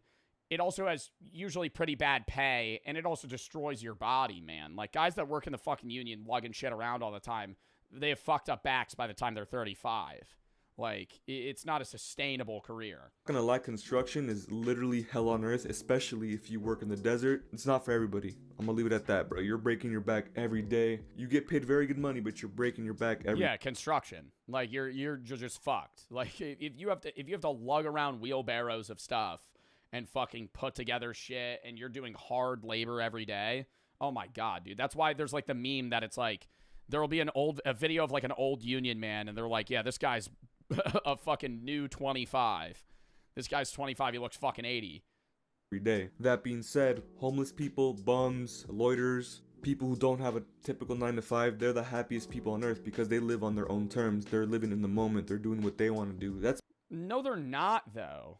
They're doing what I disagree. I think they're doing what they want to do in a very confined space. If you have a job, like, you are stuck in that space. You're stuck in a block, in a cell, for 8 hours. And then after that, your circle widens. A homeless person or a bum is stuck in a bigger circle than you are when you're at work, but a much, much smaller circle than when you're not at work. They can't fucking do anything. Like, what do you... Yeah, they're allowed. What are they going to go loiter at Dick's Sporting Goods? They're going to go fucking work on the pool. Like, you're literally showing a video of, I don't know if this is him, but like somebody working out at a fucking store. They're living in the moment. They're doing what they— like, this is fun when you're 15. Like, I would not want to do this now. If I was like, yeah, let me go hit a quick lift at Dick's Sporting Goods. Want to do. That's basically what humans are meant to do. We're supposed to be— oh yeah, I'm just testing out the treadmill for an hour. Here, you don't have to earn any validation. I'll be back tomorrow, same time. You don't have to earn anything. The fact that you exist means you have a birthright, you know, to exist in itself, bro. You don't have to do anything. The system has created a whole bunch of weird circumstances where people have to work to live. You have to pay money to live on Earth. You're gonna get taxed. You have to pay for this. You have to pay for that. Unless you're a genius and save up all your money, buy land, grow your own food, get your own water, have your own cattle, have your own resources, become ungovernable. That's the main goal. Being unemployed is fun because you don't have to serve anybody, but you serve no master except yourself. Yeah, maybe you're gonna have to make some money. I mean, just go sweep outside for like 10-15 minutes at a local shop there. You got 20 bucks right there. Go do what you want. Go to the beach, go chill, go start a YouTube channel. Go do what you want with $20, bruh. $20 getting you about fucking a bag of chips and a burrito at 7-Eleven, not Chipotle. $20 ain't making you through the day. Now, what the fuck, bro? Like, becoming a bum is the way, bro. Would you rather $20 could get you a full graham cart? Yeah. And then what are you gonna go do? Sit outside every day? Yeah, you could buy a $20 cart. And then what? Play Xbox? You don't have a job. You don't have internet. Right now you do because you live with your parents because they have a job.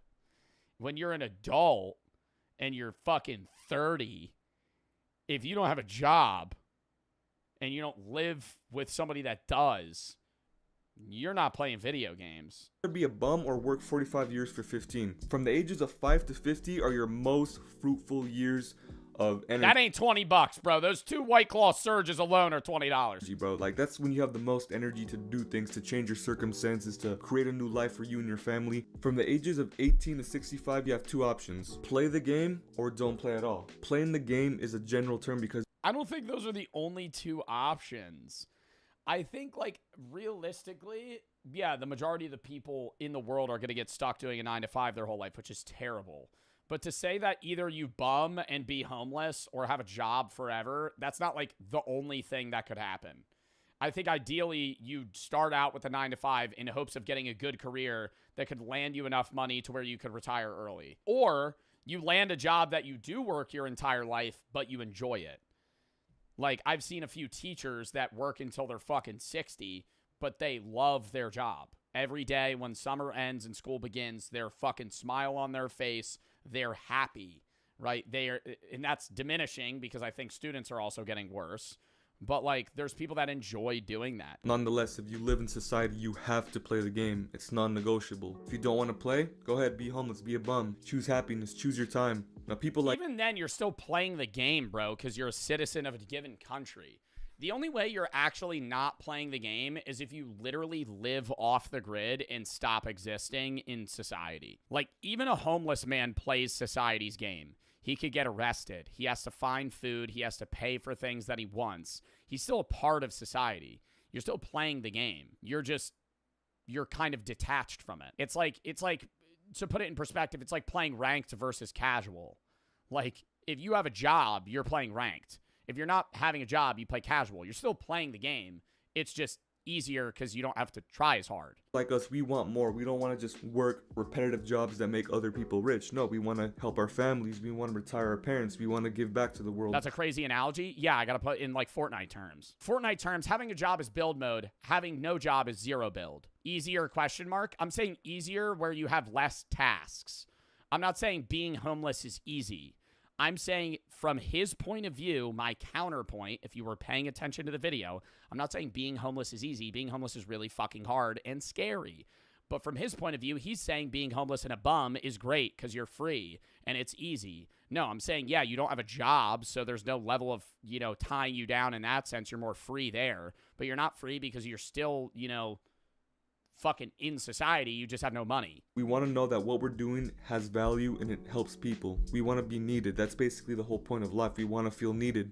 If we don't feel needed, then why the fuck are we here? One day I was walking in school and realized, oh shit, bro, I have free will. I stopped going to classes. All I did was go to the gym. Didn't even do any homework. I basically just failed an entire semester every single class because all I was doing was using the university's gym, going to the library and making videos, walking around campus. Yeah, but you still have goals. Like, you're still like a YouTuber. You're getting views. Like, I do fuck with this video. Regardless of my disagreements with him, I do fuck with the video. It's just like, but he still has a goal, right? Like, you're making YouTube videos, you're making content. You still have goals. And all purpose in life is goals. If you're a homeless person, or not homeless, let's just say you don't have a job. Let's just say if you're unemployed and you have goals, and your goals still have to do with pertaining money and reaching things and going to other avenues, then yeah, you have a purpose. But if you're waking up every day and you're just like, my goal today is to get food so I don't starve, like, that's not, you don't have a purpose. You're just like existing. Contemplating life, like, damn, what's this about? What's the plan? Where am I headed? What's my future look like? I was at university wearing a blindfold and shooting a dartboard of what's my career. Dead ass. I was like, you know what? I'm just gonna get this random degree and hopefully it all works out. That's how you shoot yourself in the foot. If you're in college and have a set plan and know what you want to do with your degree, keep going. It's meant for you because you have a plan. You have a purpose and a direction. But for the majority of people that go to college, they don't even know what they're doing. They're just going there for the party. Well, that's why a lot of people drop out, but then they also switch majors. I think a lot of people go to college because they feel that it's a requirement in society to get a college degree. And a lot of the time, you just need a college degree in general to succeed. Like, when you, even like in New Jersey, like if you wanted to be a police officer, there's a lot of avenues that you could go, like military and having a set amount of experience in there. But a lot of the time, you just need a degree. Or like for certain jobs, it doesn't matter what degree you have. You just need a degree. If you don't have a bachelor's or associates, they're not hiring you.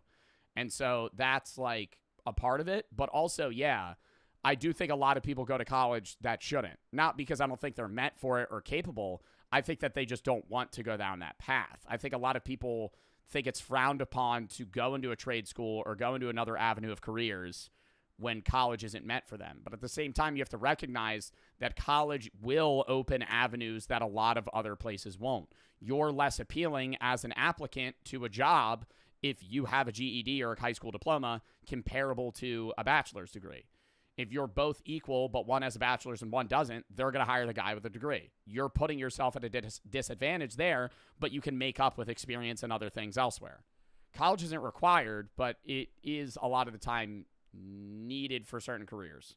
Experience, they're just going there because their parents told them to go, society told them to go. School in general is to prepare you just to work the 9 to 5. Again, there's nothing wrong with working a 9 to 5 if you have a plan. Work 5 to 10 years, save up your money, start a business, save up your money, invest, whatever you want to do, as long as you have a plan. The system is designed to where you get comfortable of working that 9 to 5, 5 days a week, 6 days a week, and then on the weekends just blow it all away, drink, smoke, go crazy, go to the strip club, go to HK, go to Hong Kong, waste all. Well, I think another thing too is you need to be open to job switching.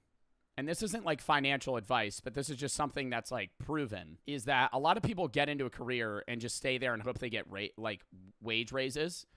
And you're usually going to get more money, and this is usually college degree specific things, but also just jobs in general, not entry-level shit. If you work at McDonald's and then quit and try to go work at Wendy's, you're probably going to make the same amount of money unless you get a higher management position or something like that. But if you have a degree, like, for example, like if you're a coder or a finance bro or something like that, and you work somewhere for like 3 years, say you're making $40,000 a year, they might give you a wage raise for $45K, or you could quit or stay there, job search while you're still there, do an interview at another place, get hired for $50K a year, and leave.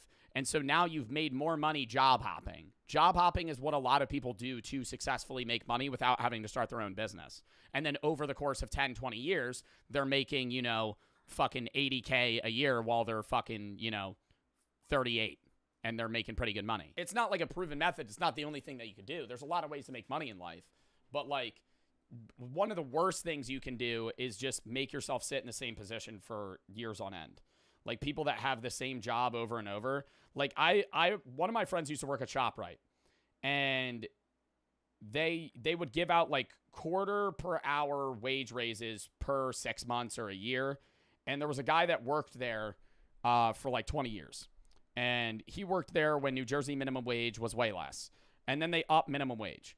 And now instead of raising his wage, some businesses do that where they match your wage raise fee with minimum wage. So say minimum wage is $10, you worked your way up to $12 an hour, they raise minimum wage to $12, they'll bump you to $14. ShopRite doesn't do that.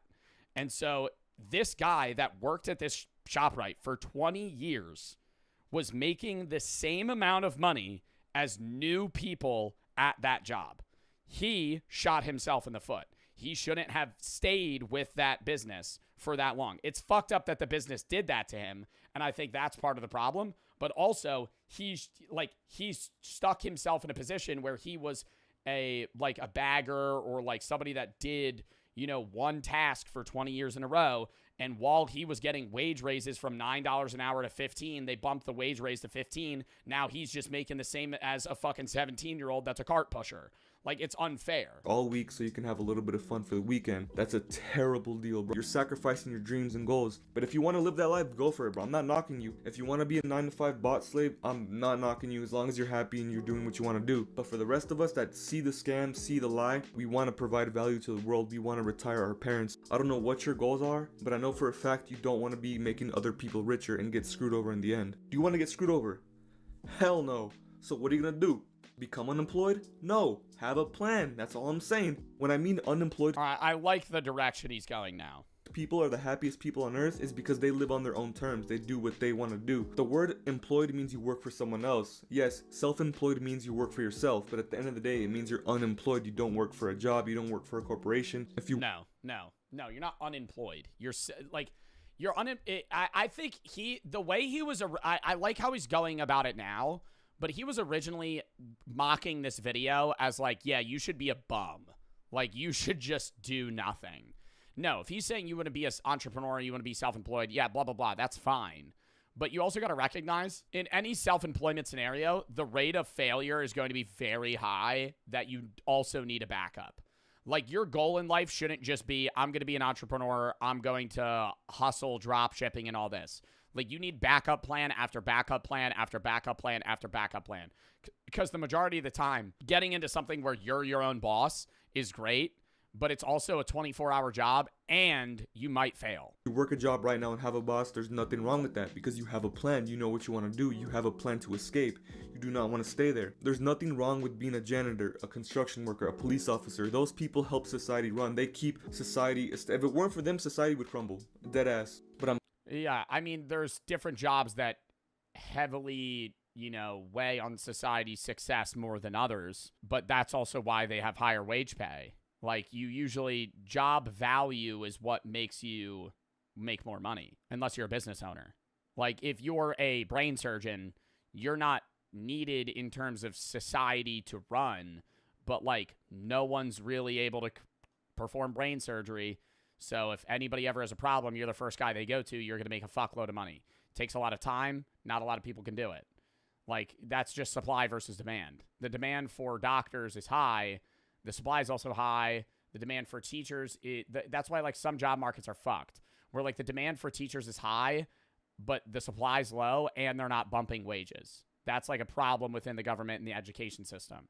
So, like, that's where you get into issues with society on wage pay. But also, in general, like, yeah, depending on what job you have, I don't know where I'm going with this. I was rambling. I'm gonna click play. I'm saying unemployed people are the happiest people on earth. If you ask most of these people in the 9 to 5s, most of them say, yeah, my job is pointless, I'm just trying to get through the day. But the ones who work a 9 to 5 and have a goal and a vision and a purpose and a dream, they get through the day very quickly. They get through the day enthusiastically because they know it all matters. You see what I'm saying? That's where the happiness comes from. That's where the purpose is, bro. It's all going towards something bigger. He's putting ice cream in his face because he gets to do what he wants. Granted, he might be loitering, he might be disturbing the peace, but he's happy doing what he wants. It's not about not working. How do you know he's happy? Like, I mean, being real, like, how are you assuming somebody else is happy just because they have a level of success and they're doing things that they want?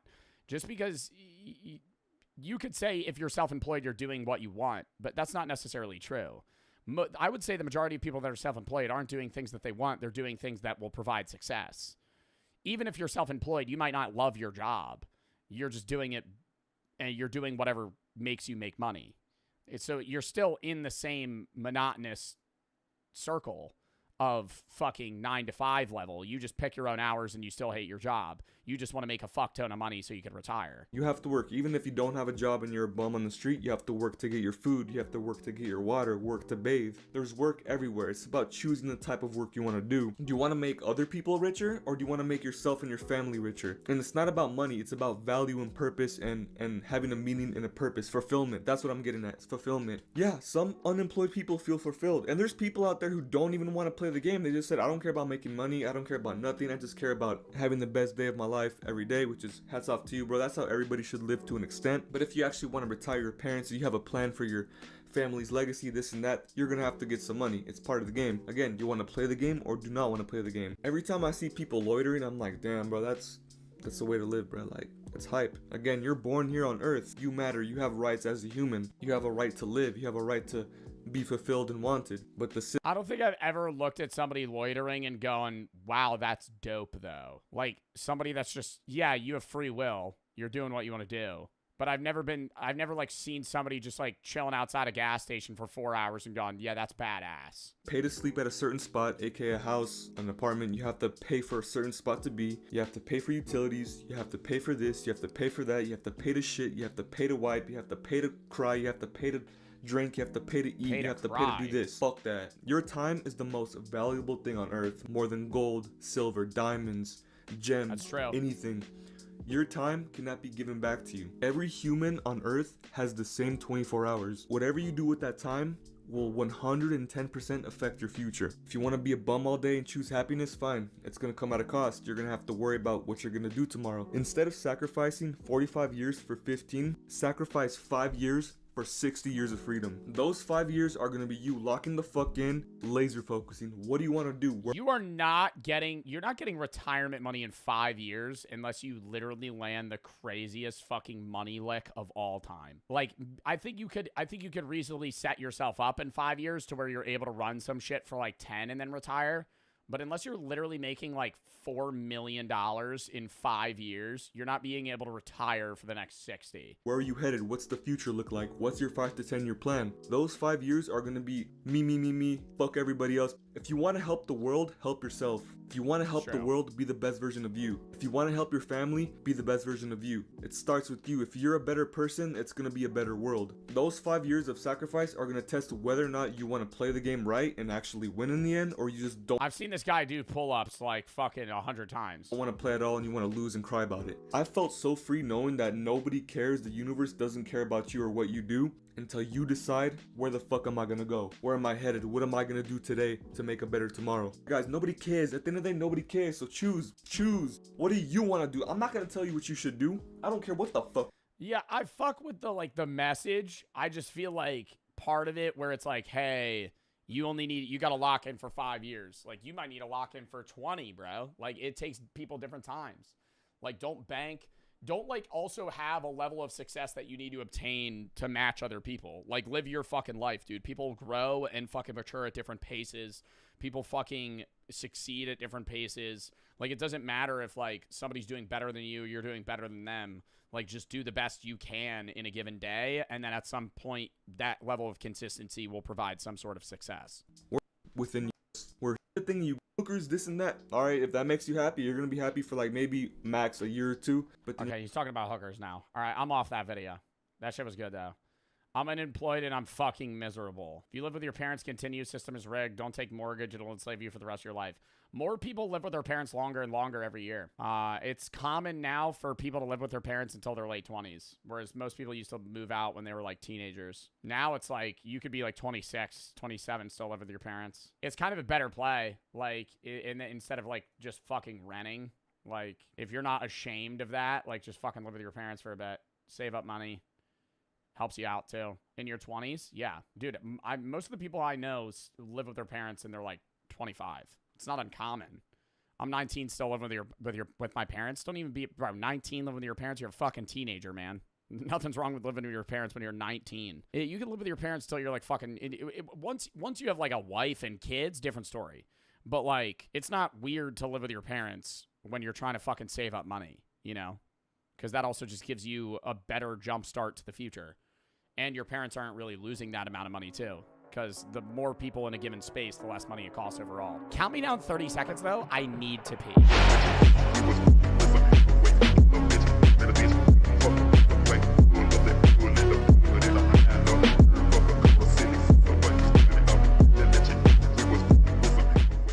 Next video. I 3D printed Luigi Mangione's ghost gun. This is the gun used in the most high-profile assassination in recent memory. Well, it's not actually the literal gun Luigi Mangione allegedly used to kill United Healthcare CEO Brian Thompson. Allegedly still. Allegedly. But it is the exact model of firearm, and we made it with just a 3D printer and some parts ordered off the internet. Some people call this a ghost gun because no government agency has any record of its existence. I didn't get a background check or show ID. No gun. How do they regulate this? Because that's like really bad. You can just make a gun from online parts and not have to buy it. Is this TOS? No. Control at all. I'm Andy. It's educational. Greenberg. I investigate this. They don't right now. Well, I mean, I'm saying, yeah, they don't regulate it right now because how would they? You know what I mean? Because you're just buying individual parts that are used for other things. So they can't ban it because they have a use. It's not like you're buying ghost gun stuff that's only used to make guns. Like, you're buying things that you use to make a ghost gun that is also needed for other. So, like, how do they tell whether or not, what are they going to start going through regulatory processes to just buy random stuff? Dark and subversive corners of the internet for Wired. This is Hack Lab. I made Luigi Mangione's gun. As a journalist, I've covered the digital DIY gun-making scene since the beginning. In 2013, I was there for the very first test of the first fully 3D printed gun, the Liberator. A couple of years later, I even built an untraceable AR-15 ghost gun in Wired's office. to test just how far the tech had come. That was 10 years ago. Then, when Luigi Mangione was arrested in an Altoona, Pennsylvania McDonald's late last year, I wrote a news piece about the gun found in his... Wait, I need a rewind. He made that? I didn't know Luigi Mangione used a ghost gun. I thought Luigi Mangione just used a regular gun and shot a guy. Do you think he used a ghost gun because you thought he would get away with it? Because what other reason are you using outside of trying to get away with the crime? Damn, Luigi Mangione thought he was going to kill the guy and then dip?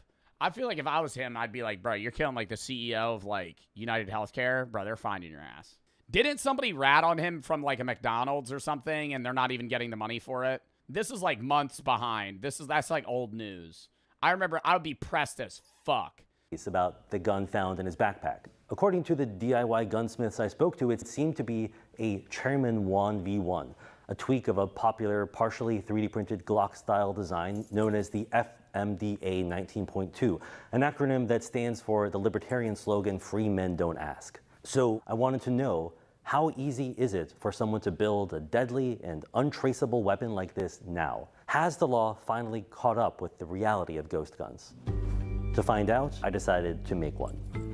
So I went to Araby, Louisiana, to a gun range outside New Orleans, owned by James Reeves, an attorney and a popular YouTuber. James, nice to meet you. Our experiment here that we're trying to do is to actually 3D print Luigi Mangione's gun, just like he did. Allegedly. Allegedly, thank you. But my question for you, first, as a lawyer, is all of this actually legal? Totally legal, but it depends. You can legally print a gun.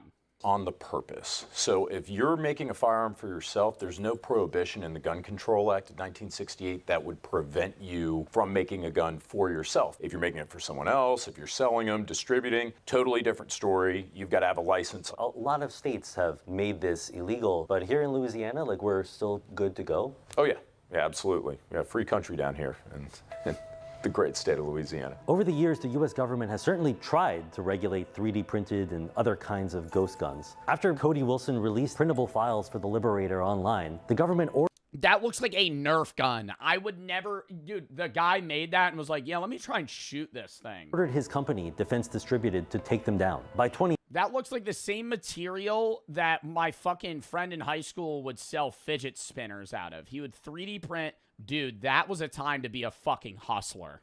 Released printable files for the Liberator online, the government ordered his company, Defense Distributed, to take them down. By 2018, Cody Wilson briefly won a legal fight to repost them on his website, but multiple states sued, shutting it down again. Then in 2022, the Biden administration really tightened regulations, requiring serial numbers and background checks for ghost gun kits, commercially available packages of parts which are designed to make it easy to finish and assemble a work. Why the fuck would I ever want to buy a ghost gun kit? Why wouldn't I just buy a gun? Gun. That led to legal challenges which were settled in March with the Supreme Court decision upholding those new regulations. But if you're not using one of those kits, it's really only state laws that restrict making ghost guns, and they vary really widely. New York enforces strict rules on self-made guns. It's cheaper. Do you know how cheap guns are? Side note, this is coming from a dumb liberal. I thought guns were like thousands of dollars. Thousands of dollars. I thought if you wanted to own a pistol, that shit would be like $4 grand. Bro, how much is a gun? Like, cheap. $400 to $1,500. You have $400, you get a gun? $400, you own a fucking killing weapon? Ugh. Guns requiring serial numbers on the receivers. California even prohibits the sale of 3D printers if they're intended to make a gun. But for the rest of the United States... What are they gonna fucking know? Do you plan on building guns with this 3D printer? No. States in between, including Louisiana, where you do a trust test? We are now. It's still essentially the Wild West for DIY firearms. While the legal battle has gone back and forth, the technology has just kept relentlessly advancing. Since the first 3D printed gun parts began to surface online in 2012 and 2013, we've seen an explosion of digital DIY firearms. Fully or partially printable rifles, AR-15s, and even fully automatic printable machine guns. And thanks to a very committed community of online gunsmiths, many of whom are bent on defeating gun control, that evolution is still continuing. The first step to building the gun allegedly used by Mangione was easy. I found the gun plans online in minutes. Certain file sharing sites are packed with DIY firearm blueprints, detailed instructions. Bent on trying to defeat gun control. I don't know, man. I feel like I get the vibe and the motion that they're trying to put forth of like, hey, fuck the government, blah, blah, blah. Like, that's the type of guys that are doing this shit. But you also got to think, the motherfuckers that are buying this to, like, make their own guns, maybe I'm stereotyping. If you told me, yeah, I'm 3D printing my own gun, I'm immediately thinking you're killing a motherfucker in 3 days. I'm immediately thinking you're going to commit murder. No part of me is going, you just want to own that gun. Like, you're just doing this for fun. No, you're going to kill someone. Like, what person is buying a fucking 3D printed gun outside of literally to try and kill another human? Everything. In states like California or New Jersey, parts of this gun printing process, even sharing the files, is illegal. But in Louisiana, no such law. In fact, according to US gun control laws, only one component, known as the frame of a Glock-style pistol, is considered the gun. If I make that part myself, say with a 3D printer, and I combine it with commercially bought components for the rest of the weapon, I can basically circumvent all regulations. So, armed with a shopping list and a credit card, we ordered everything we needed. A 3D printer, plastic filaments, and household products like epoxy were all just a few— From Amazon! From Amazon! Imagine being the delivery driver for that shit. Do they know what's in the boxes? Probably not. Imagine you're an Amazon delivery driver. You know, you're like, dude, these all look like fucking gun parts to me. Fucking sitting there. Clicks away on sites like Lowe's or Amazon. And the more specialized components were available on sites that sell gun parts, just not the guns themselves. A few days later, every ingredient I needed to make Mangione's gun arrived in the mail for the grand total of $1,144.67. I mean, that has to be more than just buying the gun. Plus shipping. And that includes the price of the 3D printer. Oh, fuck. Christmas Day. This looks like a slide. Very much like an obvious gun part. Kind of crazy that you can just order this. So it's kind of like a very interesting and fun technical challenge, but I keep having to remind myself not only that we're making a lethal weapon, but that I'm also potentially retracing the steps of an alleged murderer who carried out exactly this process. 3D printers work. Wasn't Luigi Mangione also really fucking smart? I don't know why I'm talking about him in the past tense. Isn't he really smart? Like, he has an above average IQ. He went to an Ivy League. Like, the guy knows what he's doing. By extruding heated plastic filament through a nozzle, layer by layer, to slowly create the object. We're gonna print 2 frames, just to be sure. Printing these 2 frames will take about 13 hours, which is pretty quick. Back when Cody Wilson, a pioneer in the DIY gun movement, printed the Liberator. That don't look like a gun. That do not look like a gun. That looks literally like a fucking water gun. You know, back when he made this, he pointed this at me and went, freeze! I'd go, what the fuck? I would laugh. A pioneer in the DIY gun movement. What is that? Movement printed the Liberator, the original one-shot 100% 3D printed pistol in 2013. 3D printers were much slower, and the materials were pretty unreliable by comparison and cracked easily. When Cody Wilson tested that first ever 3D printed gun, he was concerned that it might blow up in his hands. He even used a string. What? To pull the trigger for the first time. To some degree, I'm still a little worried about that, to be honest. DIY gun fails are still pretty common. When I made an AR-15 in Wired's office in 2015, a gunsmith warned me the frame of the gun that I had made wouldn't be reliable enough and recommended I use an aluminum lower receiver I'd made with a computer-controlled milling machine instead. We're about to see how much that question of reliability has changed over the years. Okay, let's get started. Hopefully this whole experiment won't literally blow up in my face. Is it plastic? What is 3D printed? Like, what is the 3D printed material that he's using? How does plastic have enough structural integrity to be a gun and not fucking crack the second you shoot it one time? Carbon fiber? The next morning, I returned to check on the 3D printed frames. Probably a harder plastic. This is pretty wild. Like, these things look like actual gun parts. So this looks like a big block, but all of this is support structure that just holds up the top of the frame here. So once I crack this off, oh yeah, I don't need to even clean anything out of this internal cavity here. This just looks almost like commercially made. It's so clean on the inside. It's just really impressive what a 3D printer can do today, overnight. So the frame is done. Now it's time to assemble this gun. I know from experience that it's tricky assembling a gun from scratch. There are lots of little pieces, and to be honest, I have no idea what I'm doing. So that's why I've reached out to a DIY gun expert and YouTuber who calls himself Print That keeps his face covered in all his videos. Shoot Repeat. He's got a mask on. He shows his face. He's like, yeah, today we're going to be showing you how to make a fucking rocket launcher. Prefers to keep his face covered to preserve his anonymity. So what do you think of this 3D printed 9mm frame? It looks beautiful. It's very... Oh, he uses his real voice. Whenever I see somebody wearing this getup, I immediately assume it's going to be like, yeah, I think the gun's really good. I don't really think there's anything wrong with it outside of potentially the outside casing. Like it would just be dubbed over, or not dubbed over, just pitch change. Excellent print quality. So how do we get started? So, do you see that hole there? I saw the hole at the bottom, yeah. So you are a 3D printed gun aficionado. What is it about these things that appeals to you? I think the thing I like the most about it, aside from exercising your constitutional rights, which is awesome, but you're able to make guns that you can't buy. I need to have a conversation with this guy. Exercising your constitutional rights. I'd go, yeah, bro. What about all the people that use them to kill people? Like, what is his response? You know? Like, I'm not trying to sound like a fucking pussy liberal right now, but I'd be like, this isn't even like gun control's a whole different argument. You're 3D printing a gun going through no checks to make sure you're a sane person. Anyone can have an Amazon account. Like, you could be literally like a repeat criminal for violent crimes and order gun parts.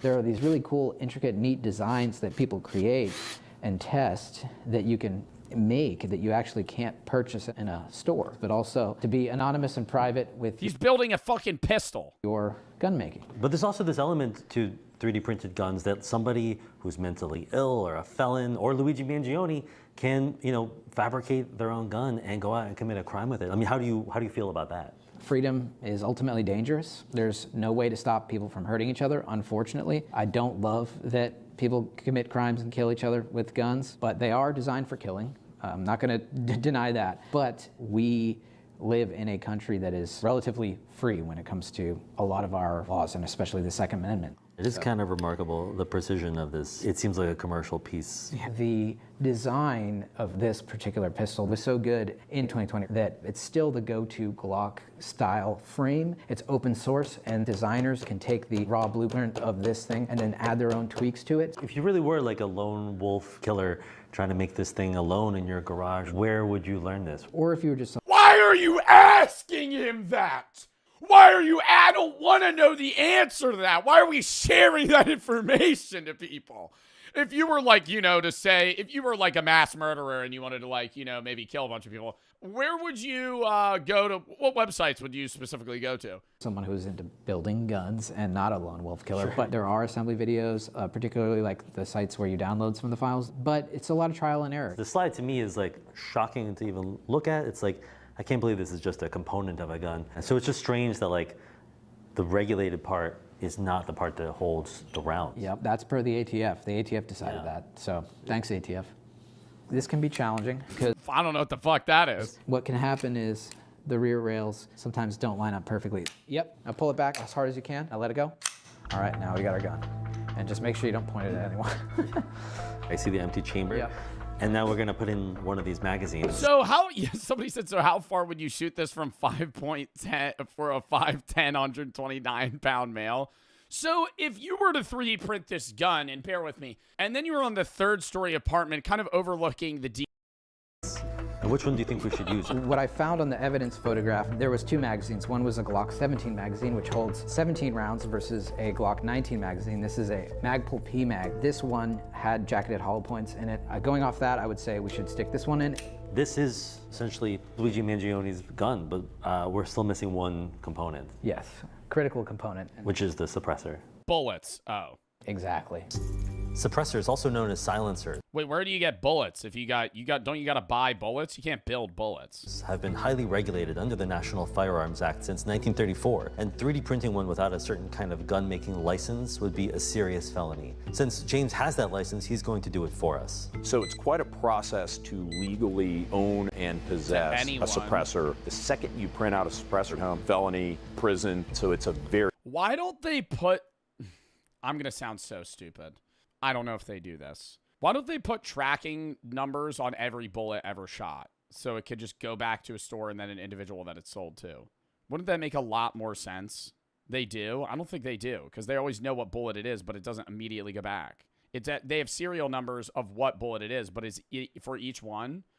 Bullet serialization is the process by which each individual round of ammunition is identified and marked with a laser engraved serial number. But is that unique to every individual bullet ever shot? Bullet tracings are unable to be traced back to a gun. The bullet can due to the rifling imprints left on the bullet as it marked down the barrel. Serial numbers on all firearms are needed, but not all bullets.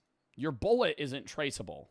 Very serious deal. 3D printed suppressors are a relatively new phenomenon, and the technology to make ones like the FTN suppressor allegedly found on Mangione has come a long way in a very short time. So the suppressor is printing, and it looks like it's going to take another 3.5 hours. Yeah, it smells a little bit like a burning vacuum cleaner. When this is done, we actually have to fill out a couple set of federal forms. After a few more hours of 3D printing, we had our suppressor. We wrapped it in hockey tape just as Luigi Mangione allegedly did. So I think we're now ready to put this thing together, right? Yeah, go right ahead, thread it on. Once I screwed it onto the barrel of our gun, we had the complete configuration he was accused of using as a murder weapon. This thing just got at least like twice as scary. Before heading to the range to test it, I wanted to get... I think they look equally as scary. I think you putting a suppressor on it or not isn't really... I think it's a gun. If somebody pulls out a gun, I'm going, whoa. Whoa. Settle down here. You're the winner. You know, any situation. Okay, I'm listening. Get the gun control side of the story. So I spoke to Nick Saplina at the nonprofit Every Town for Gun Safety. 3D guns are a whole new ballgame. I think 3D printed guns are about to have their moment. I've covered this world of 3D printed guns since 2013. And back then, I wrote about this believing it was kind of a science fictional future phenomenon. I do not think this is a future problem. ATF estimated that between 2016 and 2022, over 70,000 ghost guns were recovered at crime scenes across the country. The technology has really come of age. The printers are better. 70,000 or 70,000 guns? The materials are better and the designs are better. There are models of gun that have come out in the last few years. These almost fully 3D printed semi-automatic rifles that truly look like something out of science fiction that are really powerful and really accurate. One of the things that is developed... Bro, that looks like a Call of Duty skin, bitch. This looks like a fucking BB gun. If you showed me this, I would, unless I literally saw the bullets, I'd be like, oh yeah, this is like some airsoft fucking gun. Something out of science fiction that are really powerful and really accurate. One of the things that has developed over the last decade or more is a community of creators sharing designs and... The bong gun? That's a Call of Duty camo. The bong shot. Sharing designs and improving upon each other's designs. And a lot of that are values that creators, I think, really can embrace. But we can't lose sight that this is about firearms. You have a right to personal protection, but when you're purposefully creating firearms that are flooding communities with illegal firearms that are used in crimes, and when we're innovating to make them harder to regulate, you have to ask yourself the question, just how serious is this community about doing their part to protect the community? I mean, we have seen already that you can actually have most of the parts of the firearm be fully 3D printed. That is the state of the art right now, and that is going to be the next chapter of the ghost gun problem in this country. Wow. I might look calm. And they're gonna test it. What if it fucking blows up in his hand? On the surface, but to be honest, I'm sweating a little bit. It's a strange moment when this kind of abstract and technical series of steps finally comes together. They could ban the guns. You can't just ban the guns. You can't ban 3D printers. They can't ban the parts used. And you remember that you've created something really powerful and quite dangerous. In fact, the exact gun that appears to have killed a man on the streets of Manhattan last year. So for this first shot, I'm gonna just hold it to the side from the hip, just in case this slide flies off the 3D printed frame and goes backwards at a high speed. Moment of truth. Wow. How'd we do? Intact? Totally flawless, yeah. Nice. Decently quiet for supersonic ammunition as well. Well, all right, now hold it sideways. Let's load it up again. All right. Do a trick shot.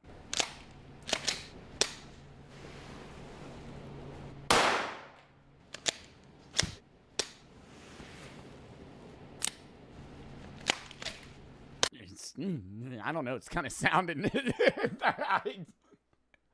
It's not looking like it's kind of smooth sliding up and down there. I feel like something's getting jammed in the mix here. This is a little clunky. I don't know. Let's see. I don't know. I feel like he's nervous to shoot. I'd be like, I don't want to shoot that. Another misfire.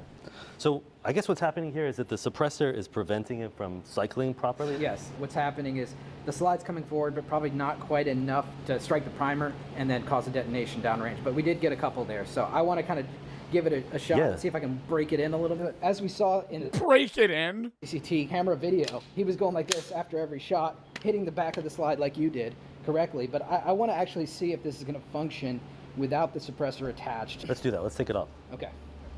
In a normal semi-automatic Glock, the upper part of the gun, known as its slide, which retracts with every shot, resets the trigger and loads a new round into the chamber. In the video of Thompson's murder, the gun allegedly fired by Mangione appears not to have functioned. That's a result of the suppressor attachment preventing that rechambering. And yet, the CEO killer in the CCTV video didn't panic or stop to diagnose his ghost gun's apparent malfunctioning. He reacted quickly, racking the gun, shooting it, and racking again, as if he knew exactly how the weapon he had made would perform. Had the assassin practiced with his gun at a range to break it in? Had he, in fact, engaged in exactly the type of troubleshooting we were doing right now? Not everything works, and so you got to do it. Wow, dude. This is like, this is so new to me. I'm sorry I'm not commentating as much on this back half. I feel like I'm learning stuff. I didn't know about any of this. I knew 3D printed guns were a thing. I thought it was a lot harder to make them than it seems. Do a little bit of filing sometimes. We've done a little bit of modifications. We're going to see if it runs semi-automatic. You take it first. Oh my God.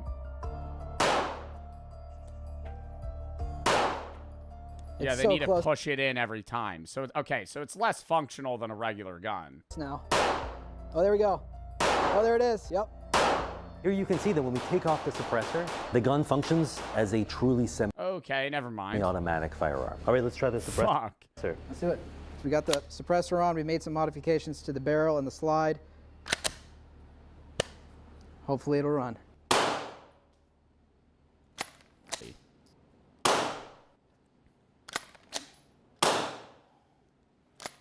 All right, now we're just shooting the gun a million times. What's next? Crappy commercial part. You know, I imagine that for allegedly Mangione himself, he probably had similar kind of hiccups and then probably did take a file to it at some point. Indeed, and it seemed like he knew that it was going to malfunction in the way that we just saw and was ready for that malfunction to happen. Right. In my hands is the gun that allegedly killed CEO Brian Thompson. The same Glock-style pistol, same parts, same suppressor. As I squeezed the trigger and racked the gun in the exact same way the killer allegedly did, I felt the same explosive recoil he would have. And it drove home the disturbing realization that our experiment in building a lethal, uncontrollable weapon had been a success. What kind of law or regulation do you actually imagine could get a grip on this issue? The key part of this is to make breaking the law harder. And the way you make breaking the law harder is to focus on the 3D printers and the sort of firmware and software that make them work. We've been here before with money counterfeiting and the software companies like the Adobe. Yeah, but then what are you you're gonna restrict 3D printer usages from individuals? Because 3D printers are still used for so many other things. Like, there's probably a bunch of people in my chat that own 3D printers and don't use them to fucking build guns. Like, I know a lot of people that have 3D printers. It's just a normal thing. People use them for products and creative things or art. Adobe's of the world detect whether you are trying to print currency. You can't do it. We're starting to have conversations with the folks behind these printing companies that are like, yeah, we can detect it and we can stop our— Oh, they're saying they want to make it so the 3D printer physically will not print a weapon part.